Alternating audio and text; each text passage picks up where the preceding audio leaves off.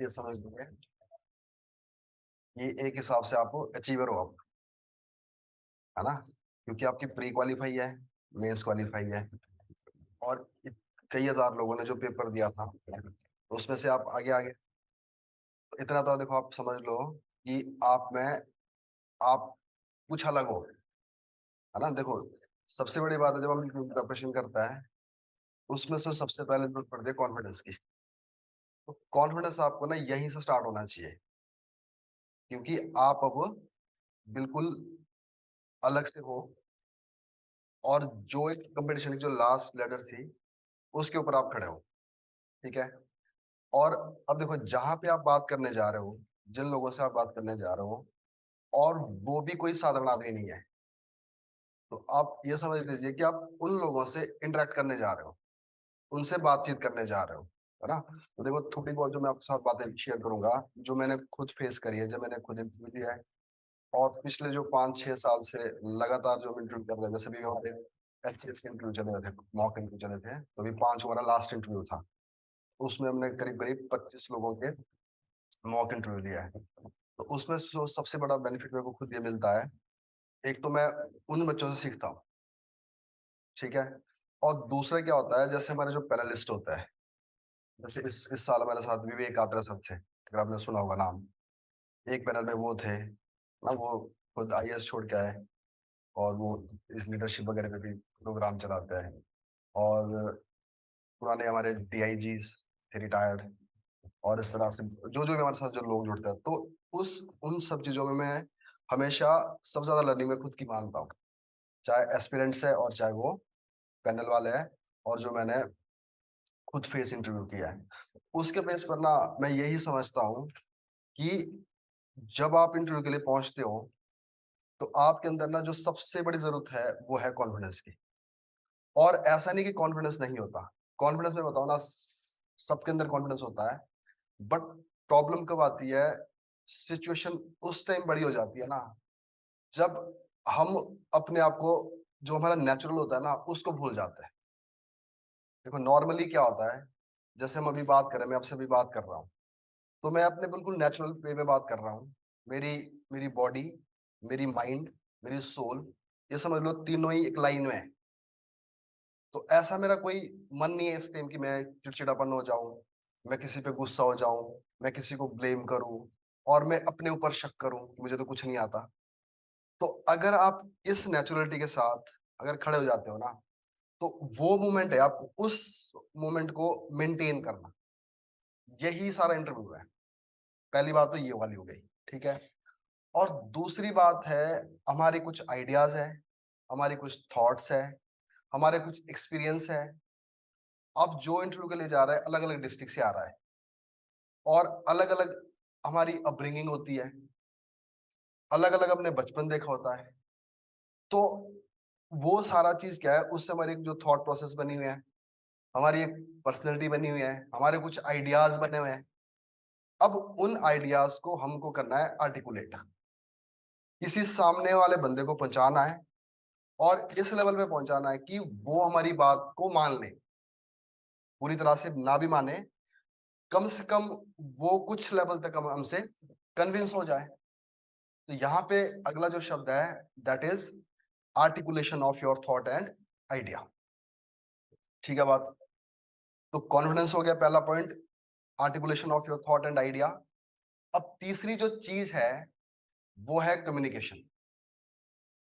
अब कम्युनिकेशन बहुत इंपॉर्टेंट रखेगा, और ये भी देखो, अब कई बार क्या सवाल होता है कि देखो, जो हमारे आइडियाज है, जो हमारी पर्सनैलिटी है, वो तो हमारे, जब हमारी जबान से शब्द निकलेंगे उससे दिखनी है वो, बाकी से हम जितने मर्जी जैसे मर्जी हो। अब कम्युनिकेशन में भी क्या है ना, देखो, कई बार लोग बोलते हैं कि ये कि अगर आप बिल्कुल प्योर हिंदी में बोलोगे तो भी बात नहीं बनेगी, हिंदी वालों को कम वेटेज मिलेगी, इंग्लिश वालों को ज्यादा मिलेगी। देखो, मैं तो इस बात को नहीं समझता, क्योंकि आपके पास दोनों ऑप्शन है। जिस लैंग्वेज में आप कंफर्टेबल हो, जिस लैंग्वेज में अपनी बात आप सही से सामने वाले तक पहुंचा सकते हो, तो मुझे लगता है कि उसमें बोल देना चाहिए। अगर इंग्लिश है तो बहुत बढ़िया है, और अगर चाहो तो बीच में आप बाइलिंगुअल भी हो सकता है ना। ये ऐसा कोई नोशन बनाने की जरूरत है नहीं है कि देखो, अगर जिसकी बैकग्राउंड नहीं है वैसे वाले, जो अपनी एजुकेशन, स्कूलिंग, फैमिली सर्कल ऐसा ही रहा होगा, तो जहाँ पे एकदम फ्लुएंट नहीं बोल पाएंगे इंग्लिश, है ना। तो ये भी हो सकता है कि जैसे हमसे कोई कंसेप्ट पूछे, हमसे पूछे व्हाट इज ग्लोबल वार्मिंग, तो शायद हो सकता है कि ग्लोबल वार्मिंग पे बोल दे बात। अगर ये बोल दे कि आप क्यों सिविल सर्वेंट बनना चाहते हो, उसमें जरूरी नहीं कितनी फ्लुएंसी के साथ बोल पाए, है ना। तो ये अपने को ना चेक भी करना होता है थोड़ा थोड़ा कि हम किस पे सही बोल सकते हैं और किस पे नहीं सही बोल सकते हैं। ठीक है बात। तो कम्युनिकेशन आपका बड़ा क्लियर होना चाहिए, अच्छा होना चाहिए, ताकि आपकी बात इजीली सामने वाले आदमी तक पहुंच पाए। अब इस कम्युनिकेशन में देखो ना, फिर से वही कि जैसे हम इंटरव्यू में देखते हैं, तो उसमें ना हम दो तरह के लोगों को, हमारी हम जो देखते होते हैं मॉक में, तो उसमें क्या होता है देखो, एक तो लोग वो होते हैं कि जो बहुत जल्दी हो जाते हैं, अभी तक सामने वाले का क्वेश्चन भी पूरा नहीं हुआ, लास्ट सेंटेंस बोलना था, उतनी देर में आंसर बोल दिया। अब हो सकता है कि उस क्वेश्चन के जो क्रक्स है ना, वो उस लास्ट बात में होगा, उतने तक सुना ही नहीं है। और कुछ लोग ऐसे हो जाते हैं, बिल्कुल ही स्लो हो जाते हैं, सामने वाला ही परेशान हो जाता है ना। और कई बार क्या होता है कि उस कम्युनिकेशन में जो ज्यादातर दिखता है, जिन्होंने जिनके पास एक्सपीरियंस नहीं है बोलने का, वो क्या करता है ना, चीजों के इर्द गिर्द घूमने लग जाते हैं, भूमिका बांधने लग जाता है। फॉर एग्जाम्पल, अगर मैंने पूछ लिया हिमाचल प्रदेश को स्पेशल कैटेगरी स्टेटस क्यों दिया गया है, तो कईयों की आदत क्या होती है, वो गिनाने लग जाएंगे। हिमाचल प्रदेश की पहले जो हालत थी वो ठीक नहीं थी, हिमाचल प्रदेश को बड़ी मुश्किल से तो राज्य का दर्जा मिला। ऐसी ऐसी बातों में ना, उतनी देर में ना सामने वाला थोड़ा सा इरिटेट होने लग जाएगा। तो आप सीधा, अगर आपसे क्या पूछा है कि किस ग्राउंड के ऊपर हिमाचल को स्टेटस दिया गया है, तो आप सीधी बात कर लो। वो खुद, अगर उसको और जानना होगा, इंटरव्यू बोर्ड अगर और जानना होगा, वो खुद बोलेगा। आपने बोल दी बात कि ये मेरे 3 ग्राउंड है जी, इसके ऊपर हमें स्टेटस मिला है। फिर वो अगला सवाल पूछेगा, जैसे मैं अपना एग्जांपल बताता हूँ, जो मेरे इंटरव्यू में इसी सवाल पूछा था, इसीलिए मैं बता रहा हूँ। तो और फिर अगला सवाल उन्होंने पूछ लिया कि पर कैपिटा इनकम क्या है हिमाचल की, तो मेरे को जितना था याद, मैंने बोल दिया कि पर कैपिटा इनकम हिमाचल की ये है। तो अब उन्होंने रिलेट कर दी चीज, कहता कि Himachal Pradesh, do you think that Himachal Pradesh is a gulf state? अगर गल्फ स्टेट है, तो इस स्पेशल कैटेगरी स्टेटस को हटा दो इसमें से। अगर उसको उस लेवल पे जाना है कि हम डवेल्प है या नहीं है, हमें और क्राइटेरिया, तो खुद जाने किस चीज को। अपनी कम्युनिकेशन में इस बात को हमें ध्यान में जरूर रखना पड़ेगा कि हमें बोलना कैसे, क्लियर क्लियर बात बोलनी है। ऐसे कोई भूमिका बांधने की जरूरत नहीं है बार बार बातों को लेकर, है ना। और अब तीसरा क्या होता है कि कुछ क्वेश्चन ऐसे होते हैं जो थोड़े से सिचुएशनल भी होते हैं। जैसे आपको बोल दिया कि आप मान लो इस एरिया के आप ऑफिसर हो, और आपके एरिया में आज किसी वीआईपी की मूवमेंट है, वीआईपी ने आपके एरिया से जाना है, तो आप कैसे इसको टैकल करोगे। तो वहां पे ना थोड़ा सा आपकी प्रेजेंस ऑफ माइंड भी दिखती है। अगर आप ऐसे टेंशन में हो गए, तो आपकी शायद आप कुछ नहीं बोल पाओगे।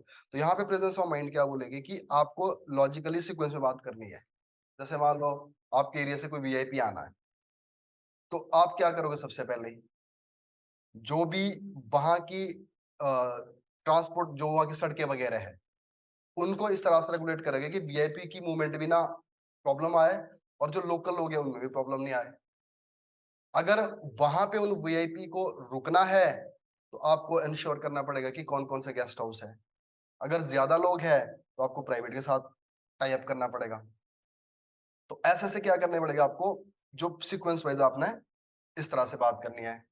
तो ये एक सिचुएशन वाली क्वेश्चन आ गया, ठीक है। अच्छा, अब देखो, जो मैं यहाँ पे ये पीडीएफ है, ये मैं बस बाद में शेयर कर दूंगा, इसके ऊपर हम फिर बात करेंगे ये किस तरह से क्वेश्चन है, ठीक है ना। डेफ क्या है, और हॉबी में से कैसे क्वेश्चन बनेंगे, आपकी डिस्ट्रिक्ट क्या है, हिमाचल में से कैसे क्वेश्चन बनेंगे, ठीक है। तो कहीं ना कहीं ना इसके इर्द गिर्द ही घूमता है। बट इतना मैं जरूर बता रहा हूँ कि जो मैंने पहले बात बताई है कि देखो, बिना कॉन्फिडेंस के, बिना अपनी बात को सामने वाले तक पहुंचा पाए, तो इस चीज की कोई वैल्यू नहीं है। तो आप इतना कॉन्फिडेंस हो जाओ ना, देखो अपने को ना ऐसा समझ लो कि जैसे मैंने पहले बताया आपको, आपको ना अपने आप को ये बताना पड़ेगा कि भाई मैं साधारण आदमी नहीं हूँ, तभी तो आप कॉन्फिडेंट होकर आगे निकलोगे। अपने को ये बताना है कि मैं स्मार्ट आदमी हूँ, और देखो एक बात और बताऊं मैं आपको ना, क्योंकि ये भी मैं आजकल ही देखता हूँ, जो रिटायर्ड लोगों के साथ जब मैं खुद पैनल में बैठता हूँ, तो मैं यही देखता हूँ ना कि जो वो लोग है ना, अभी आप जॉब में जा रहे हो, कितनी उम्र होगी आपकी, 25-26 साल होगी। अब वो जो लोग हैं, उनकी कम से कम 30 साल की नौकरी हो चुकी है। अब उन 30 सालों में उन्होंने बड़ा कुछ देख लिया है, उनके पास लाइफ एक्सपीरियंस भी ज्यादा है, और उनके पास जिस जॉब में रहे उसका एक्सपीरियंस भी ज्यादा है, ठीक है ना। और उन्होंने अपने टाइम में बहुत सारे चेंजेस भी देखे हैं। तो इसलिए क्या है कि उनका जो बोलने का तरीका है, उनका जो समझने का तरीका है, तो कहीं ना कहीं आपको उसके साथ मैच करना पड़ेगा। क्यों? क्योंकि ये जो आपकी डिस्कशन है, ये एक समझ लो कि फॉर्मल कम्युनिकेशन है ये।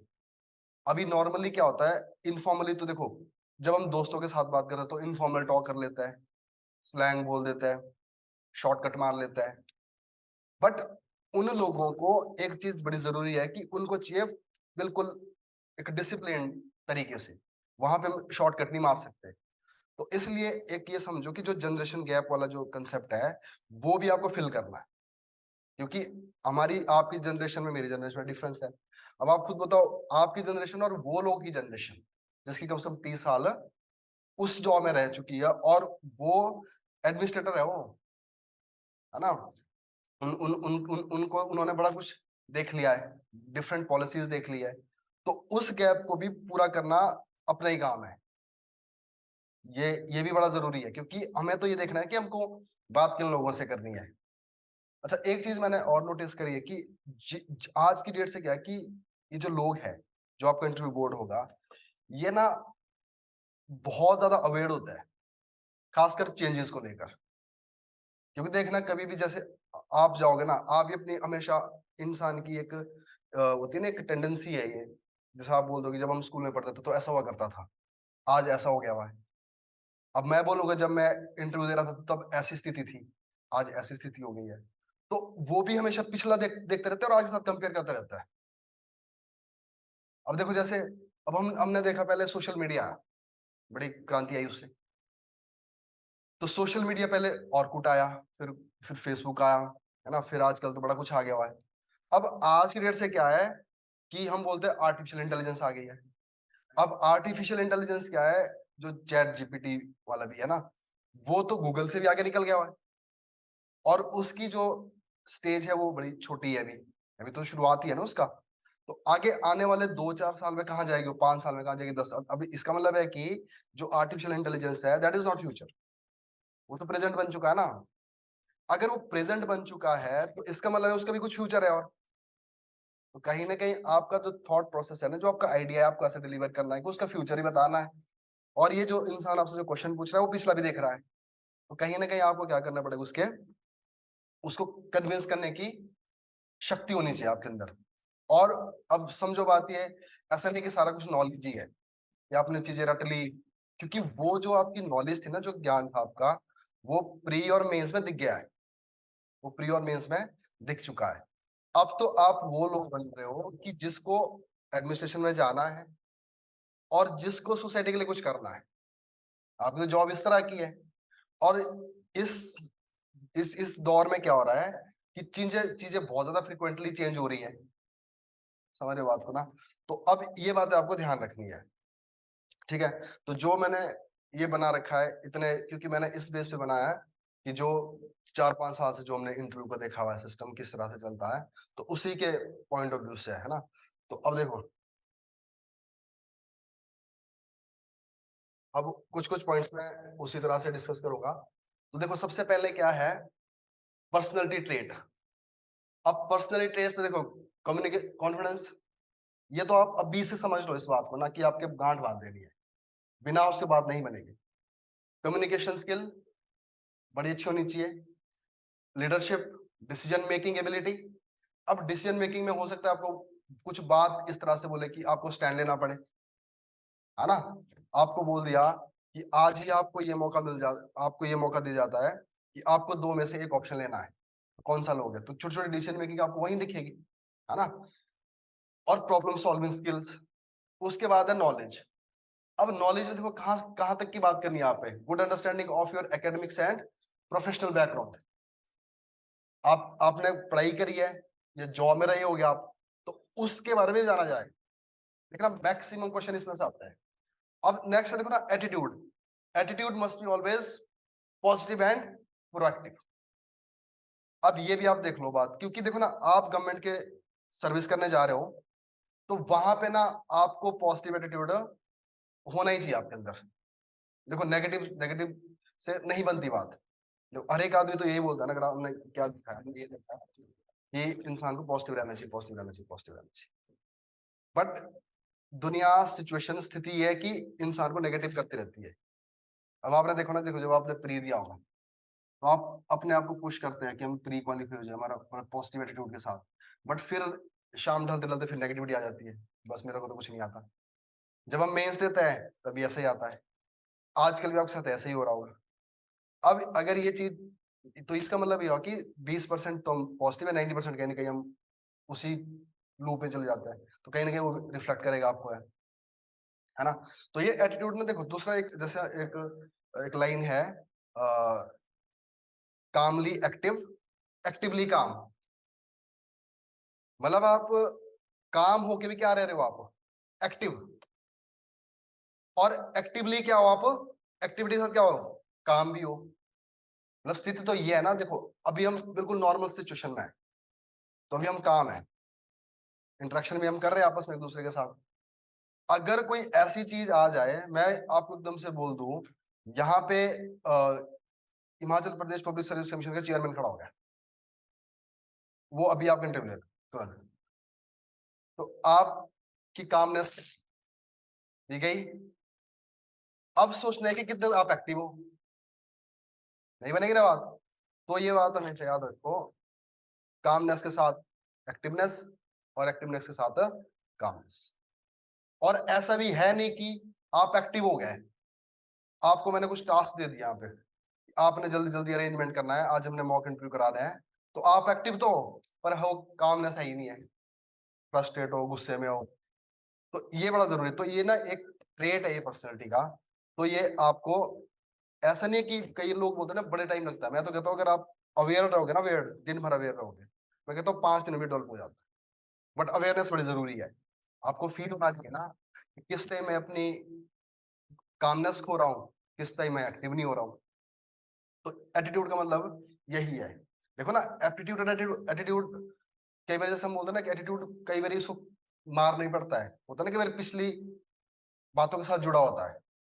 अब जरूरी तो नहीं, जैसे कईयों को जैसा लगता है कि मैं गांव से पढ़ा हूं, और अब दोनों लेके चलते हैं इसको एंगल। एक तो ये लेके चलता है कि मैं गांव से पढ़ा हूं, शायद मैं बाकी बच्चों से पीछे हूँ, नॉर्मल तो ये लेता रहेगा। इंटरव्यू बोर्ड के सामने क्या चाहेगा, मैं गांव से पढ़ा हूँ और मेरे को 5 नंबर ज्यादा मिले। क्यों मिले, क्या गांव में क्या बेवकूफ लोग रहते हैं। तो इसको ना ऐसा भी नहीं, ऐसा करने की जरूरत नहीं है कि इसको ऐसा बनाओ कि भाई कि मुझे इसकी एडवांटेज मिलेगी। और नॉर्मल टाइम में जब आप बाहर रह रहे हो, तब आप इसके ऊपर सिंपैथी लेने की कोशिश करो, या तो ऐसा बोलो कि मुझसे कुछ हुआ नहीं है। तो वो सीधी बात है, कंपटीशन है। ऐसा मैंने देखा नहीं आज तक, इतने सालों में। आप देख लो, कोई ये बोले कि मैं, मेरा बैकग्राउंड बड़ा ही ऐसा है कि मुझे, हाँ आप अचीवर हो, वहां तक पहुंच गए, वो बहुत बड़ी बात है। बट इससे कोई ऐसा एडवांटेज मिलने वाला नहीं है।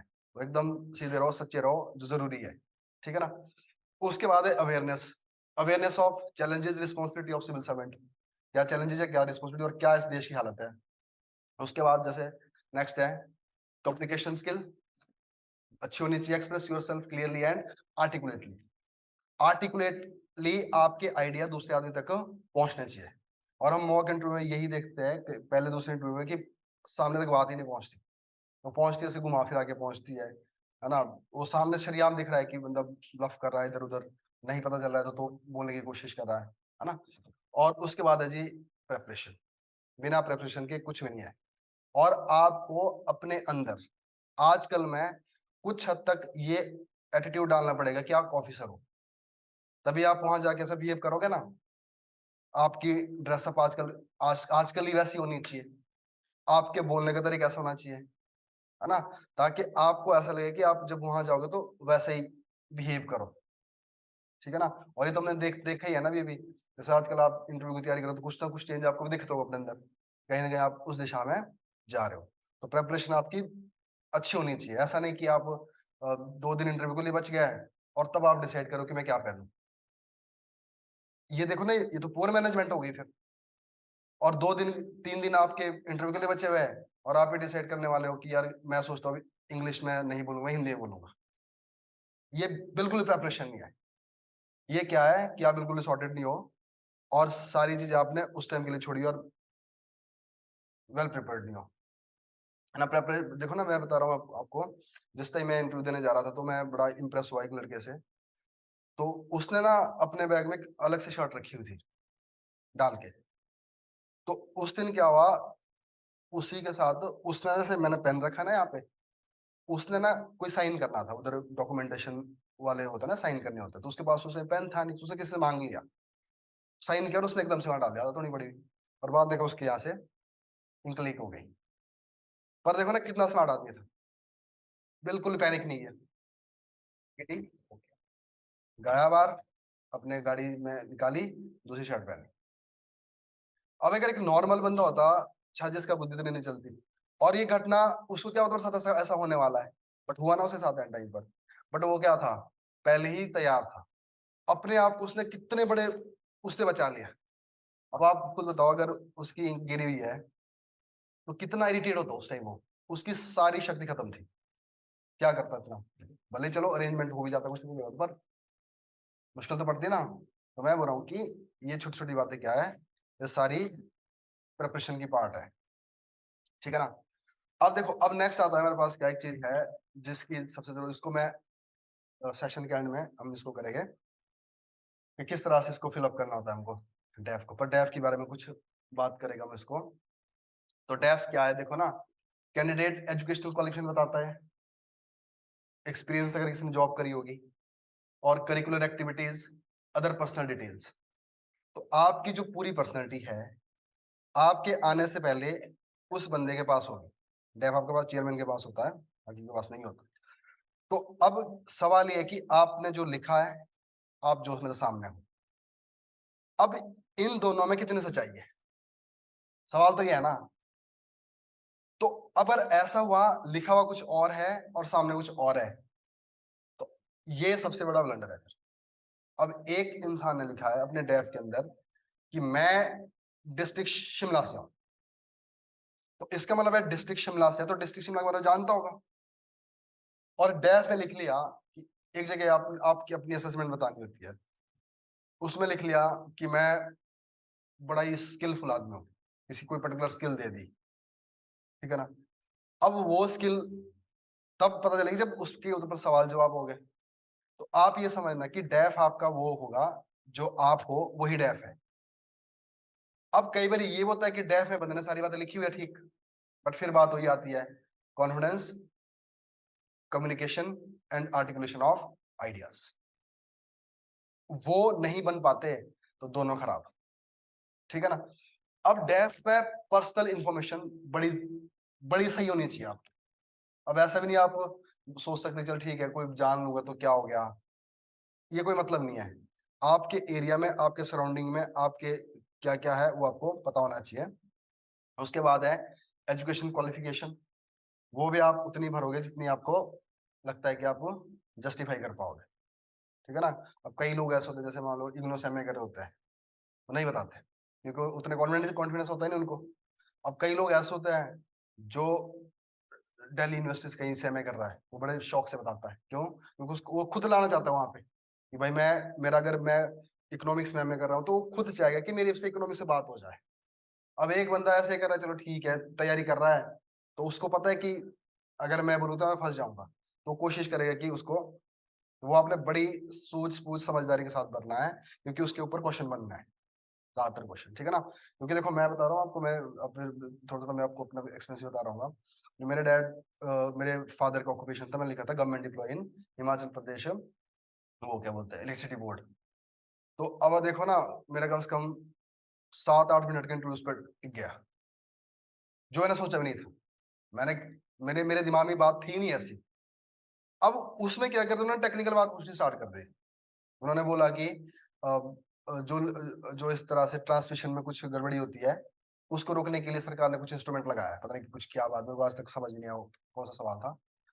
उन्होंने पूछ लिया, ठीक है ना। तो डेफ का ऐसा नहीं है कि कहीं से भी, क्योंकि डेफ में हम क्या करते हैं, जैसे अब मेरे को पता था कि मैंने कंसंट्रेट किस पे ज्यादा किया था, हॉबीज पे, ठीक है ना, और अपनी किसी और डिस्ट्रिक्ट पे। तो जो मैंने सोचा नहीं था उसमें क्वेश्चन पूछ लिया। और एक जैसे अब अपनी जगह मैंने बताई थी कि तहसील जो भी एड्रेस में लिखता है ना, वहां पे एक वो है सौड़ा कुड्डू एक प्रोजेक्ट है ना, तो उसमें पूछ लिया कि इस, क्योंकि वो मेरे एरिया का पड़ता है, कि उसमें ये पूछ लिया कि वहां पे अगर सौड़ा कुड्डू प्रोजेक्ट बन रहा है तो जो लोकल लोग हैं उनको कुछ प्रॉब्लम है उससे, क्यों वो रेजिस्ट कर रहा है, क्यों प्रोटेस्ट कर रहा है, तो उसके ऊपर सवाल आ गया है ना। तो ऐसे ऐसे बन जाते हैं, तो इसको बड़ी समझदारी से हमने देखना है, ठीक है ना। अब किसी के पास देखो, जो तो जॉब कर रहा है उनके लिए तो बहुत इंपॉर्टेंट है जहां उन्होंने काम किया है। अब काम करने के देखो ना, इसमें भी दो तरह की बात आती है। कई लोग तो क्या करते हैं कि जिस जहां पे उन्होंने काम किया होता है उसके प्रति थोड़ा नेगेटिव हो जाता है। ये तो है बिल्कुल ही खराब चीज। अब अगर आप उस ऑर्गेनाइजेशन के प्रति नहीं ठीक कर पाए चीजों को ना, अपना अपना जो एक आपका एक्सपीरियंस है उसको आप बिल्कुल ही नेगेटिव दिखा रहे हो, तो इसका मतलब है कि आप यहाँ भी ठीक नहीं हो, फिर आपकी पर्सनैलिटी में ही कुछ गड़बड़ है। तो एक तो जो पिछली ऑर्गेनाइजेशन है, जो पिछला एक्सपीरियंस है, उसको कभी भी नीचा नहीं दिखाना। कई लोग एक तरीके से बोल देते हैं कि वो जॉब मुझे सेटिस्फेक्शन नहीं देती थी, या उस जॉब में मेरे को ठीक नहीं था, दूर था, फाइनेंस ठीक नहीं था, इस तरह की बातें। बल्कि हमें क्या करना है, उसके ऊपर इंप्रूवमेंट करके बतानी बात। यस, ये जो जॉब थी बहुत बढ़िया थी, इसने मुझे एक लेवल तक बहुत कुछ दिया, बहुत कुछ सिखाया, बट अब मुझे लगता है कि मुझे थोड़ा सा और ऊपर जाना चाहिए, एक डाइवर्सिफाइड एरिया में जाना चाहिए, तो शायद ये जॉब मुझे ये दिलाए। बात तो एक ही हुई ना। अब अगर एक सीधा सीधा बात बोल दी कि मुझे नहीं लगता था कि इस जॉब के लिए मैं बना, या मैं सेटिस्फाई हूँ इस जॉब से, तो वो क्या हो रहा है, फिर कॉन्ट्रडिक्शन हो रही है। अगर आपने 2-3 साल इसमें काम किया तो उसका मतलब आप उसके साथ जस्टिस नहीं कर पा रहे हो, तो इसके ऊपर भी क्वेश्चन बनेंगे। उसके बाद देखो ना, हॉबी एंड इंटरेस्ट, क्या इसको हम आगे डिस्कस करेंगे। और एक्स्ट्रा करिकुलर एक्टिविटीज, क्योंकि आपके इसमें बकायदा लिखा है डेफ में कि आपकी क्या एक्स्ट्रा करिकुलर एक्टिविटीज रही होगी, वो आपको दिखेंगे आगे। और देखो ना, अब सबसे बड़ा सवाल आता है हॉबी के ऊपर। अब हॉबी में देखो, सबसे पहले तो मैंने क्या बताया, बी ऑनेस्ट। ऐसे ऐसे नहीं हॉबी लिखने की जरूरत है कि जो आपको है ही नहीं है, तो ऑनेस्ट ही सबसे पहले ही है। और be truthful while listing your hobbies and do not exaggerate your interest, है ना। Answer them honest. और ये देखो, ये ऑनेस्टी वाला बात मैं आपको बार बार इसलिए बता रहा हूँ कि ये सब लोग फेस करता है। हम ऐसा नहीं कर सकते कि वहां जाकर हम ये सोचने की कोशिश करते हैं कि हम कुछ चीज छुपाएंगे और इसके बदले कुछ और निकलेगी। ऐसा नहीं होने वाला, है ना। जैसे मैं आपको यहाँ भी मैं अपना एक्सपीरियंस बताता हूँ कि जैसे मैं गांव के स्कूल से पढ़ा हूँ, है ना, और मेरे फादर भी कोई बड़ी जॉब में है नहीं है, अब तो रिटायर हो गया। तो मेरे को ये लग रहा था कि मेरा ये एंगल रहेगा इनके सामने, तो मेरे को थोड़ी सी हेल्प मिल जाएगी, जो हर एक आदमी सोचता है। तो जब मैं वहां पहुंचा, तो इंटरव्यू में ना, अभी तो इंटरव्यू मेरा स्टार्ट भी नहीं हुआ था, तो जो चेयरमैन थे उन्होंने, मैंने नीचे साइन कर रखा था, दिखता है ना पीछे प्लेस, जब हम अपना फॉर्म भरते हैं, जो मैंने चंडीगढ़ लिखा था। तो वो पूछते थे आप चंडीगढ़ से कब आए, तो मैंने बोला जी मैं तो अभी 1 हफ्ता पहले आया हूँ। तो फिर क्या किया आपने इतने दिन में, मैंने बोल दिया पढ़ता था, घूमता फिरता था थोड़ा सा। बोलते फिर चंडीगढ़ में क्या करते हो आप। अब जो चीज मैं चाहता कि ना दिखाऊं वो अब सामने आने लग गई। तो मैंने बोला जी मैं तैयारी करता हूँ। तो तैयारी कर रहे हो आप, इतने टाइम से तैयारी कर रहे हो, तो Chandigarh is very expensive city. फिर बोला मैंने पढ़ाता हूँ। कितने मिलते हैं पढ़ा के, वो बड़ा छोटा अमाउंट निकल गया, कहता फिर भी पूरा नहीं होता चंडीगढ़ में, पढ़ गया शुरू में, अभी तो इंटरव्यू स्टार्ट ही नहीं हुआ था। तो फिर मेरे को क्या बोलना पड़ा कि मेरा एप्पल का बिजनेस है, हमारा शिमला वाला रोड वाला सीरीज आता हूँ, तो हमारा एप्पल का बिजनेस है, तो मैं उसको देखता हूँ यहाँ पे। तो फिर उसने बोल दिया कि आपका कितना एप्पल होता है। अब यहाँ तो बंदा झूठ बोलने का कुछ स्कोप ही नहीं बचा। तो मैंने जो फिगर बताई, तो वहां सामने सामने उल्टा हो गया। जो नोशन मैं लेके चला था कि मैं इस बैकग्राउंड से हूँ, उस बैकग्राउंड से हूँ, ये हूँ वो हूँ, वो सारा साइड। तो उनके नजर में क्या हो गया, ये बंदा ठीक है। समझ बात हो क्या हो रहा हूँ। तो मैं तो देखो ये हमेशा बोलूंगा ना कि जो भी आप बोल रहे हो, जो भी आप कर रहे हो, बिल्कुल ईमानदारी से करो। और सच ही सबसे बढ़िया चीज है, ऑनेस्टी सबसे बढ़िया चीज है। हाँ, अगर आपने कोई चीज छुपानी है तो वो क्लियरली छुपा दो, फिर उसका स्वरूप दिखना ही नहीं चाहिए ना। अब जैसे मान लो आपने, मैंने बताया आपने आपने कभी 3 साल पहले एमए करी थी, मान लो सोशल सर्विस में, कोई कुछ कुछ कुछ टॉपिक है ऐसे, या फ्रेंच, आपने फ्रेंच लैंग्वेज में कुछ कोर्स किया था, ठीक है। अब आपको होता है कि अगर फ्रेंच की मेरे को एबीसी पूछे, मेरे को नहीं आती, तो आप क्या करोगे, लिखोगे ही नहीं, कोई आपका डॉक्यूमेंट होने चेक करने वाला, वो तो आप पूरी तरह से छुपा भी लोगे। अब कुछ चीज ऐसी होती है जो आपके साथ जुड़ी हुई है, उसको नहीं छुपा पाओगे आप, वो तो आपको रखनी पड़ेगी ना। तो इसलिए मैं बता रहा हूँ, चाहे हॉबी है चाहे कुछ भी चीज है, सबसे पहले क्या है, ऑनेस्ट। अब नेक्स्ट है कि जब हम हॉबी बताते हैं ना, शो केस योर इंटरेस्ट, तो आपकी पर्सनैलिटी के साथ थोड़ी चीज जुड़ी होनी चाहिए, कहीं ना कहीं वो चीज जुड़ी होनी चाहिए। अगर आप सर्विस में हो तो ऐसे हो, अगर गांव में रहते हो तो आप ऐसे हो। अगर आपकी मान लो रहते आप पूरे टाइम गांव में हैं, और आपने हमें बोल दिया कि मेरी बीच के किनारे वॉक करने की है, तो वो तो मतलब ही नहीं है। अब बंदा कैसे हॉबी परस्यू करेगा कि वो वॉक करेगा बीच में, तो बात बनेगी नहीं ना। तो ऐसी हो कि जो आपके आपके एरिया से, आपकी पर्सनैलिटी से झलके हो थोड़ी सी, ठीक है ना। अब एक है, देखो ना, ये बड़ा मेन पॉइंट है, बी स्पेसिफिक। हॉबी लिखते हो, जैसे मैंने बताया, देखो, be specific and show diversity, ये जो लाइन लिख लो आप, be specific and show diversity. अब बी स्पेसिफिक का मतलब क्या दिया, मैंने बोल दिया कि my hobby is music. Music तो है बहुत वास्ट, बट मैं क्या करूंगा, my hobby is music, I play guitar. कम से कम जो पूछने वाला है, तो शायद थोड़ा सा कहाँ पे रहेगा वो, गिटार उसको एरिया मिल गया। तो इसमें क्या हो रहा हूँ, थोड़ा सा मैं वाइड रेंज दे रहा हूं, मैं कम्युनिकेशन में आधा नहीं दे रहा हूं। तो इसमें थोड़ा सा, जैसे आपने बोल दिया कि my hobby is reading, I read biographies, तो कहीं ना कहीं आपको पता है कि किसी किसी पर्सनालिटी के बारे में पूछेंगे, या कोई फिक्शन पढ़ता है, तो थोड़ा थोड़ा क्या क्या आपको वहां तक लेके जाना है। अब उसके बाद एक और तरीका है अपने आप को बिल्कुल सीधा रखने का, वो है शो डाइवर्सिटी। अब उसको कैसे डाइवर्सिफाई करोगे आप, जैसे for example, you enjoy sports, mention your favourite sports and any competition tournament you have participated in. है तो स्पोर्ट्स है, स्पोर्ट्स को आपने डाइवर्सिफाई कर दिया, उसी एक स्पेसिफिक के बाद डाइवर्सिफिकेशन कर दी क्या, आपने बोल दिया कि मेरा स्पोर्ट्स क्या है, क्रिकेट। और साथ में क्या लिख लिया आगे कि मैं क्या रहा, कॉलेज टीम का कैप्टन। समझ रहे बात को। तो अब यहां से थोड़ा और बढ़िया हो गया आपके लिए। अब नेक्स्ट है प्रोवाइड एग्जांपल। इससे थोड़ी और क्लियर, चलो ये अगर लिख नहीं पाओगे तो बोलोगे आप इसको, क्योंकि हर एक हॉबी आपके उस टाइम के लिए होती है ना, जब हमें एक अपना जो स्पेयर टाइम होता है, उसको हमने प्रोडक्टिव बनाना है। और प्रोडक्टिव इसलिए नहीं, देखो हॉबी का दो मतलब है, क्योंकि जो भी हम काम करते हैं, हम करते हैं बेनिफिट के लिए।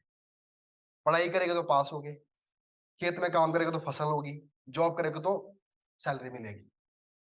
तो कहीं ना कहीं किसी न किसी चीज की अकम्पलिशमेंट पूरी है। बट यहाँ पे कर रहे हो आप किसके लिए, आपको एक भी रुपये नहीं मिले, बट आपको क्या मिल रही है, एक सेटिस्फेक्शन। आप उसमें से कुछ सीख रहे हो। जैसे मान लो मैं बताऊं, मेरी हॉबी है, मेरी हॉबी ट्रैवलिंग है, तो ट्रेवल करूंगा मैंने भी ये सोच लिया कि मैं यहाँ से किन्नौर जाऊंगा बस में, मेरी ये ट्रैवलिंग की हॉबी है। तो उससे मेरा टाइम भी जा रहा है, मेरा पैसा भी जा रहा है, और मुझे अपने कपड़े भी अरेंज करने पड़ेंगे, तो कहीं ना कहीं हूं तो मैं लॉस में हूँ। बट उससे क्या होगा, मेरे को एक सेटिस्फेक्शन मिलेगी। अब सेटिस्फेक्शन से भी, चलो ठीक है, सेटिस्फेक्शन मिल गई, उससे तो कीमत ही नहीं है, और वो रुपए की होगी। अब उससे भी बड़ी बात क्या है कि मैं वहां जाके कुछ सीखा, उसने क्या दिया मुझे, एक लर्निंग। अब लर्निंग कुछ भी हो सकती है। अब जैसे मैंने बताया कि मैंने वहां पे जाके लर्न ये किया कि लोगों के, लोकल लोगों से कैसे इंटरेक्ट करना है। ठीक है। और मैंने लर्न इसलिए किया, ये किया कि अपने से खुद से कैसे बात करनी है, खुद के साथ कैसे टाइम स्पेंड करना है, जो कि कोई यूनिवर्सिटी में सिखाती। जैसे अब मैंने बताया कि मैं रोज क्रिकेट खेलने जाता हूँ छोटे छोटे बच्चों के साथ, बड़ा हूँ पर मैं छोटे बच्चों से खेलता हूँ। तो वहां पे भी तो मेरा कुछ, मुझे पैसा तो नहीं मिल रहा है ना, बट मुझे क्या मिल रहा है, हो सकता है कि मैं उन लोगों के बीच में रह के कुछ ऐसी चीज सीखूं जो एक लीडरशिप प्रोवाइड करती है। समझ रहे बात को? तो क्या बोल रहा हूं मैं आपको, तो यहाँ पे provide example how your hobby have helped you to develop skill such as team work, leadership, communication, problem solving and creativity. समझ गए बात? मेरा कहने मतलब ये है कि हॉबी अकेले ये नहीं बोल दिया, आपने बोल दिया कि मेरी हॉबी रीडिंग है, तो वो आपको पता नहीं कहाँ कहाँ घुमा देगी। अब मैं क्या बोल रहा हूँ कि आप इतने स्पेसिफिक हो जाओ, अगर आपने सच में करते हो रीडिंग में, आपने कोई रीडिंग, कौन सी रीडिंग कर रहे हो आप, और उस रीडिंग में आपने किया क्या है, और उसने लर्न क्या किया है, तो थोड़ी सी कन्वर्सेशन क्या हो जाएगी, इंटरेस्टिंग हो जाएगी। ठीक है ना? अब उसके बाद है जी some of the probable question that could be asked based on the, तो डेप से देखो क्या है, tell about your education background, what subject did you study, which one did you find the most interesting. यही है, कौन सब्जेक्ट पढ़ा है, कौन सा तो आपको इंटरेस्टेड है लगा। उसके बाद है जी what inspired to pursue career in the civil service. पक्के क्वेश्चन है ये कि किस चीज से आप प्रभावित हुए या आपको सर्विस में आना है। Tell us about the work experience, how it has prepared you for the career in the civil service. What challenges you have faced in the personal professional life. ऐसे से क्वेश्चन आता है। तो यहाँ तक, अब यहाँ तक, तो यहाँ तक हमने किया अभी फिलहाल। अभी बताओ आपको कुछ पूछना है ऑनलाइन में, जो है वो अपना मैसेज लिखे। तो अभी तक की जो कुछ क्वेरी है आपकी, ताकि हम आगे बढ़े।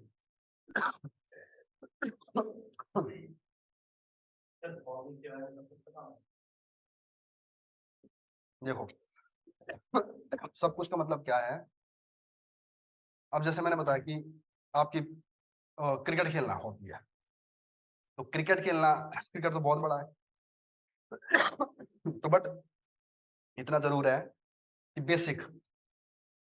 अब जैसे मान लो मैंने पूछ लिया आपसे आपका फेवरेट प्लेयर कौन है, तो जिसके बारे में हमें हॉबी होती है ना, उसको हम जानते हैं।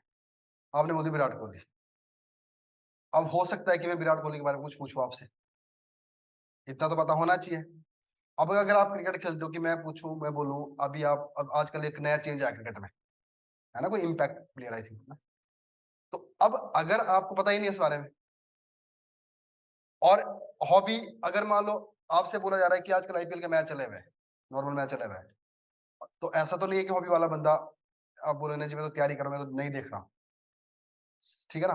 तो इतना पता होना चाहिए आपको। और बाकी फिर से वही बात है, आप कैसे कन्वे करते हो।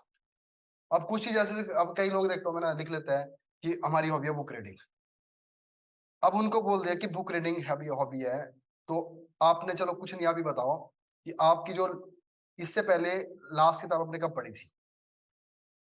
अब वो बंदा बोलेगा कि मैंने पढ़ी थी जी 3-4 महीने से मैं पढ़ नहीं पाया क्योंकि मैं तैयारी कर रहा था। तो इसका मतलब ये तो झूठ है फिर, क्योंकि हॉबी तो चीज ही वही है। जब आप बिल्कुल अपने काम में व्यस्त हो, उस व्यस्तता में से आप कुछ चीज इसलिए कर रहे हो कि जो आप अपने लिए कर रहे हो, जिसको सृजनात्मक बोलते हैं हम यहाँ से, कंस्ट्रक्टिव फॉर योर सेल्फ। किसी किसी को दिखाने के लिए नहीं, किसी को बेचने के लिए नहीं, किसी के प्रॉफिट कमाने के लिए नहीं कर रहे हो आप। तो इतना तो बंदा करेगा ही फिर उस चीज के लिए। अच्छा, दूसरा ये कि अगर वो बोले कि हमारी रीडिंग बुक क्या है, अब अगर एक किताब बोल दे, दो बोल दे, तीन बोल दी, तो ना बात नहीं बनती। अभी देखो, मैं अभी हमने पिछले दिन ही हमने एक मॉक इंटरव्यू लिया था, तो उस बंदे ने बोली थी हमारी मेरी मेरी हॉबी, बल्कि यूपीएससी का उसने इंटरव्यू दिया, मेरी हॉबी बुक रीडिंग है। उसने क्या कर दिया, 3-4 बुक पहले ही बता दी, I read this book, I read this book, I read this book, और साथ ही बोल दिया कि इस बुक में से मेरे को ये मेरी बड़ी हेल्प करी ड्यूरिंग माई प्रेपरेशन। तो उसने वही फिट कर दिया, कहाँ पे, प्रेपरेशन में। ठीक है, तो ऐसा जरूरी नहीं है कि बड़ा ही बेतुका सवाल पूछ लेगा कोई, इतना देखो मेरे को तो लगता नहीं है ऐसा।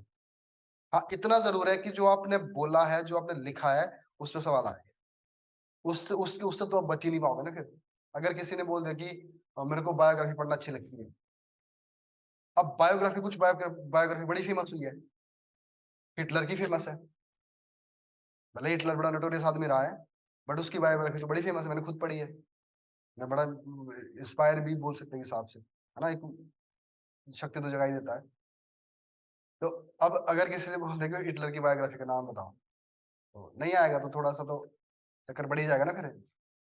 तो ये है, तो हॉबी आपकी उस तरह से होनी चाहिए जिसको मैंने बताया आपको, डाइवर्सी, जब जरूरत पड़े तो स्पेसिफाई कर पाओ, जब जरूरत पड़े तो डाइवर्सिफाई कर पाओ, जब जरूरत पड़े तो आप ये भी बताओ कि मुझे हेल्प कैसे किया इसने। जो हॉबी आपको हेल्प नहीं कर पाए तो वो किसकी हॉबी हुई फिर, वो तो फिर काम हो गया ना एक हिसाब से। ऐसा भी है, मेरा दोस्त था एक, आईपीएस सिलेक्ट हुआ है, उसने बोला है यूपीएससी बोर्ड में बोला ही बात, कहता सर हॉबी का टाइम ही नहीं मिला, पहले घर पे घरों सा खेती बाड़ी करी, फिर वो लग गया था क्या बोलते हैं पुलिस, वो लग गया था एएसआई, कहता तुरंत उसके बाद उसमें फील्ड में आ गया और साथ साथ पढ़ाई करने की स्टार्ट कर दी, शायद ऐसी कोई डेवलप हुई नहीं, और अब कोशिश करूंगा आगे।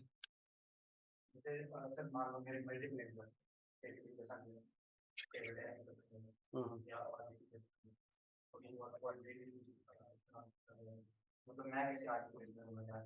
देखो आपको फिर ऐसा है, कुछ चीजें ऐसी भी होती है ना, कुछ चीजें में फिर बिल्कुल ही ऐसा भी नहीं बनना पड़ता मैं कि बिल्कुल सच्चे ही बन जाओ, मेरे को 5-6 चीजें है तो मैं सबकी सब करूंगा। तो सबसे पहले तो आप इतने तो आपको करना पड़ेगा ना कि आप लिस्ट आउट तो कर सकते हो कि आपको सबसे ज्यादा कौन सी चीज ठीक लगती है, पहली लिस्ट तो आप ही बनाओगे।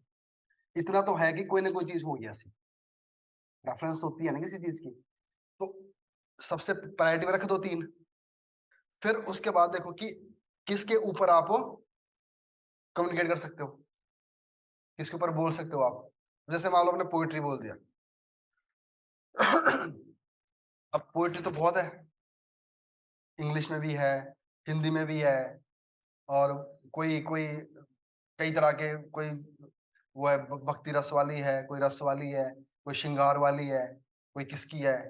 तो कहीं ना कहीं क्या बन गया, तो एक बड़ा, बहुत ही बड़ा एरिया बन गया ना, तो उसमें कैसे करोगे आप, और कौन सी बोली आपने, चलो पोइट्री है, पोइट्री तो देखो और टेढ़ा हो जाएगा काम।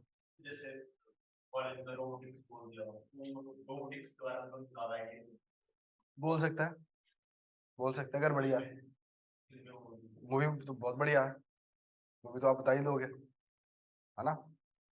तो थोड़ा बहुत हाँ इतना ज्ञान होना चाहिए, जैसे आपने बोल दिया कि आपको मूवी है, तो सामने वाला इतना ही पूछेगा कि आपको फिर कौन सी मूवी पसंद है, चलो अपनी फेवरेट मूवी बताओ, आपने फेवरेट मूवी बता दी, अगर फेवरेट होगी तो कहीं ना कहीं पता होगा कि इस मूवी को भी अवार्ड मिला होगा, इस मूवी ने कुछ किया होगा, तो और क्या बोल देंगे कि इस मूवी में क्या अचीवमेंट रही है इसकी, इस मूवी में जो करेक्टर था उससे आपने क्या सीखा है। डिस्कशन का पार्ट तो यही बनता है ना। अब जैसे मान लो, अब किसी ने बोल दे कि मेरी मेरी हॉबी है क्या बोलते, क्लीन क्लीन करना चीजों, घर को क्लीन करना, अब उससे ही थोड़ी ना पूछेंगे बताओ कि हिंदुस्तान का पहला क्लीनर कौन था, ऐसा कुछ नहीं है, वो आपके इंटरेस्ट से झलकेगा, कैसे करते हो आप उसको, ठीक है। वॉक भी हो सकती है, देखो ना वो डिपेंड करता है सामने वाला, अब सामने वाला अगर फोटोग्राफी से हुआ, उसको शौक हुआ, जैसे अभी पीछे हमारे साथ जो सर बैठे हुए थे, वो खुद रणजी खेले हुए, तो जिसने क्रिकेट पूछा तो उनको और मजा आ गया जाने का। और एक बात मैं आपको और बताऊं, तो मैं इतने सालों से मॉक ले रहे हैं, खूब मॉक लिया है ना, तो मैं आपको बताऊं ना, मेरी खुद की, और जब मैं उन लोगों से बात करता हूँ ना जो रिटायर्ड हो चुके हैं ना, तो उनका ना सच बता रहा हूँ मैं, वो ना आपसे कुछ सीखना चाहते हैं, उनका भी मन होता है, इस क्वेश्चन में ऐसे पूछते हैं, और जब जब सामने वाला बढ़िया आंसर करता है ना, तो मन करता है हाँ यार, अब तो मुझे तो पता ही नहीं इस बात का। तो कहीं ना कहीं ना ये चीज आप अपने को ना कॉन्फिडेंस में ले आते, कॉन्फिडेंस बनता है इस तरह से। तो आप ये भी सोचो ना कि सामने वाला बंदा बोर नहीं होना चाहता, इरिटेट नहीं होना चाहता, उसको चाहिए कि हाँ जो बात हो रही है वो सही हो रही है ना। तो आप हॉबी जो मर्जी लिखो, बट आपके पास कुछ ना कुछ उसके बारे में होना चाहिए पता, मतलब ऐसे तुक्का नहीं मार सकते आप कि ऐसे दूसरे से पूछ के बोलोगे मैं कि अपनी हॉबी क्या है। हाँ इतना तो पूछ सकते हैं ना आप, जैसे आपने 4 हॉबी है आपके पास, 4 ठीक लगती है, तो कोई ठीक ठाक से बंदा तो सब जान सकते हो कि मैं किस पे बात करूँ, ठीक है ना। तो ये है जी। तो हॉबी के मैंने क्या पॉइंट बताया आपको, तो ऑनेस्टी सबसे पहले, show case your interest, interest दिखना चाहिए आपको उसमें, स्पेसिफिक भी होगे और आप डाइवर्सिफाई भी करोगे, और प्रोवाइड एग्जांपल साथ के साथ ही तुरंत कि मुझको इस हॉबी से मेरे को ये बड़ी हेल्प हुई है, ठीक है ना।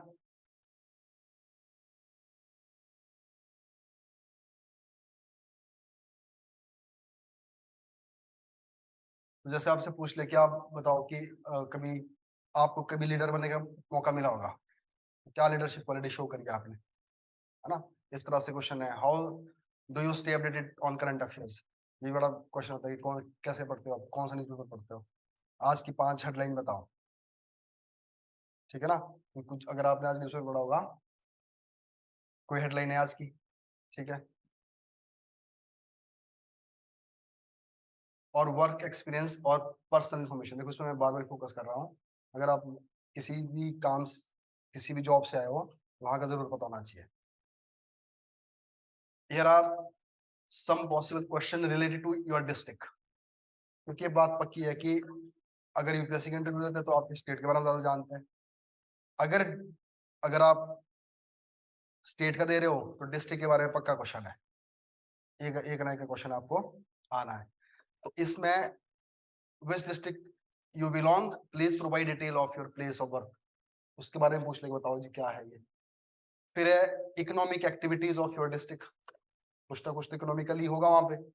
फिर है major social cultural festival, basic idea. फिर है मेजर चैलेंजेस, चैलेंजेस पूछ लेते हैं कि आपके डिस्ट्रिक्ट की क्या प्रॉब्लम है जिसको आप सॉल्व करना चाहते हैं।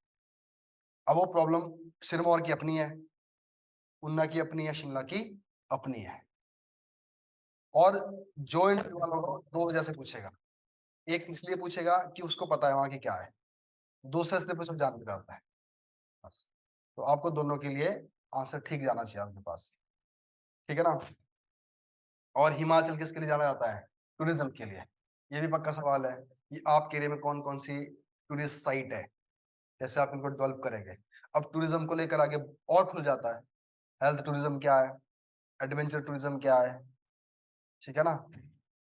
तो ऐसे अलग अलग एरियाज खुल, इको टूरिज्म क्या है, सस्टेनेबल टूरिज्म क्या है, आपके एरिया में कौन सी जगह है, नई राही नई मंजिल अंदर कौन सी स्कीम आई है, फिर धीरे धीरे थोड़ा थोड़ा और स्पेसिफिक होने लग जाएगी, है ना। तो ये भी आपको देखना है, ठीक है ना। ये आपके साथ मैं शेयर कर लूंगा पूरी पीडीएफ। तो इसके इर्द गिर्द अगर आप अपनी तैयारी रखोगे ना तो कुछ दिनों में तो भी काफी कुछ हो जाएगा, बट बात फिर वही आएगी, पढ़ाई नहीं आएगी।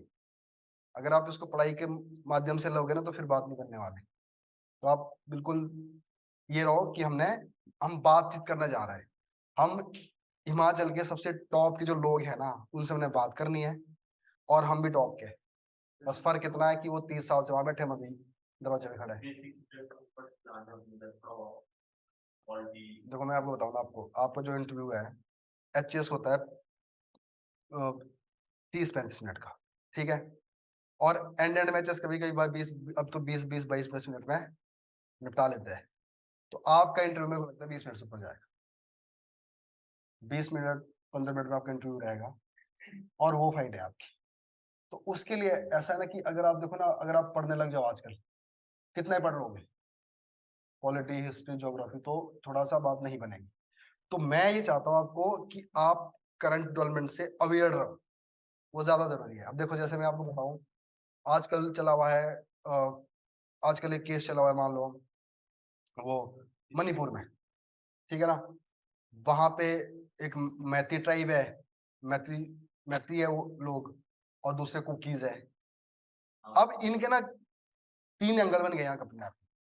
ज्योग्राफिकली मैतीज रहते हैं वैली में, और बाकी ट्राइब रहते हैं हिल्स में। ज्योग्राफी कल एंगल बन गया उनका, और वो प्रॉब्लम इसलिए कर रहे हैं कि जो मैती लोग हैं वो डिमांड कर रहे हैं ट्राइबल स्टेटस की, और ट्राइबल स्टेटस कौन देता है, ये बन गया कौन सा क्वेश्चन, पॉलिटी वाला क्वेश्चन, ठीक है ना। और वहां पे स्थिति क्या है इस टाइम, लॉ एंड ऑर्डर की, ये बन गया क्या, इंटरनली जो कि हमारी क्या प्रॉब्लम है। तो कहीं ना कहीं आप उस एंगल से देखो, तो पॉलिटी भी आ रही है इसमें, ज्योग्राफी भी आ रही है। अब अगर आप देखोगे सुप्रीम कोर्ट में एक चली हुई है बात कि हमारे देश में क्या है कि जो होमोसेक्सुअलिटी है वो लीगलाइज कर दिया है, that is not crime. But अब वो बोलते हैं कि अगर होमोसेक्सुअलिटी है तो सेम सेक्स की मैरिज भी कराओ। अगर मैरिज की बात हो रही है तो अब देखो कितने एंगल बन गए यहाँ पे। Article 21 political right to life and personal liberty, उसकी बात हो रही है, ठीक है ना। और यहां तक ये बोल रहा है कि कुछ लीगल प्रोविजंस है, अगर मैरिज दे दी हमें बहुत सारे लॉ में चेंज लाना पड़ेगा। हिंदू सक्सेशन एक्ट है, हिंदू मैरिज एक्ट है, अडॉप्शन एक्ट है, वो सारा कौन सा एंगल बन गया, लॉ वाला। और कल्चर वाला पार्ट इसके अंदर आ रहा है, समझे बात को। तो मेरा ये मानना है कि आप इस तरह से देखो, जैसे भी Tarun Goyal I think election commission की वजह से न्यूज में है, तो इलेक्शन कमीशन के बारे में वहां जान लो कि उसकी इलेक्शन कमीशन की क्या पावर है, कैसी रिक्रूटमेंट होती है, कैसे उसको हटाते हैं, ठीक है ना। अभी सुप्रीम कोर्ट ने पीछे क्या बोला था, इलेक्शन कमीशन के जो चुनते हैं इलेक्शन कमिश्नर्स को, उसके लिए एक एक्सपर्ट कमेटी होगी, उस कमेटी के कौन मेंबर हो गए, कौन पार्ट हो गए, समझ रहे बात की क्या बोल रहा मैं। तो ऐसा जरूरी नहीं है कि हम पूरी पॉलिटी पढ़ने लग जाओ। तो जो ये मुद्दे हैं इनको पढ़ लो, आईआर बहुत बड़ा है।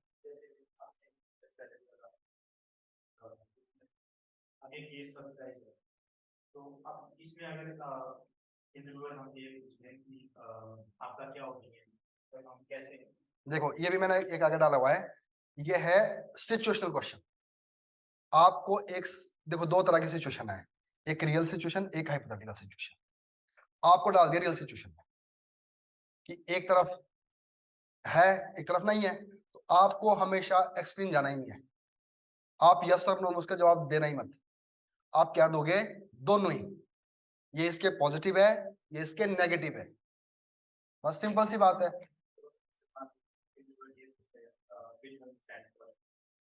तो फिर उस टाइम ले लो, पर रेयर है तो उस टाइम आप ध्यान ये रखना, जिस तरफ हमारा संविधान जा रहा है और जिस तरफ हमारी गवर्नमेंट जा रही है, गवर्नमेंट के एंटी आप नहीं हो सकते, समझ रहे बात को।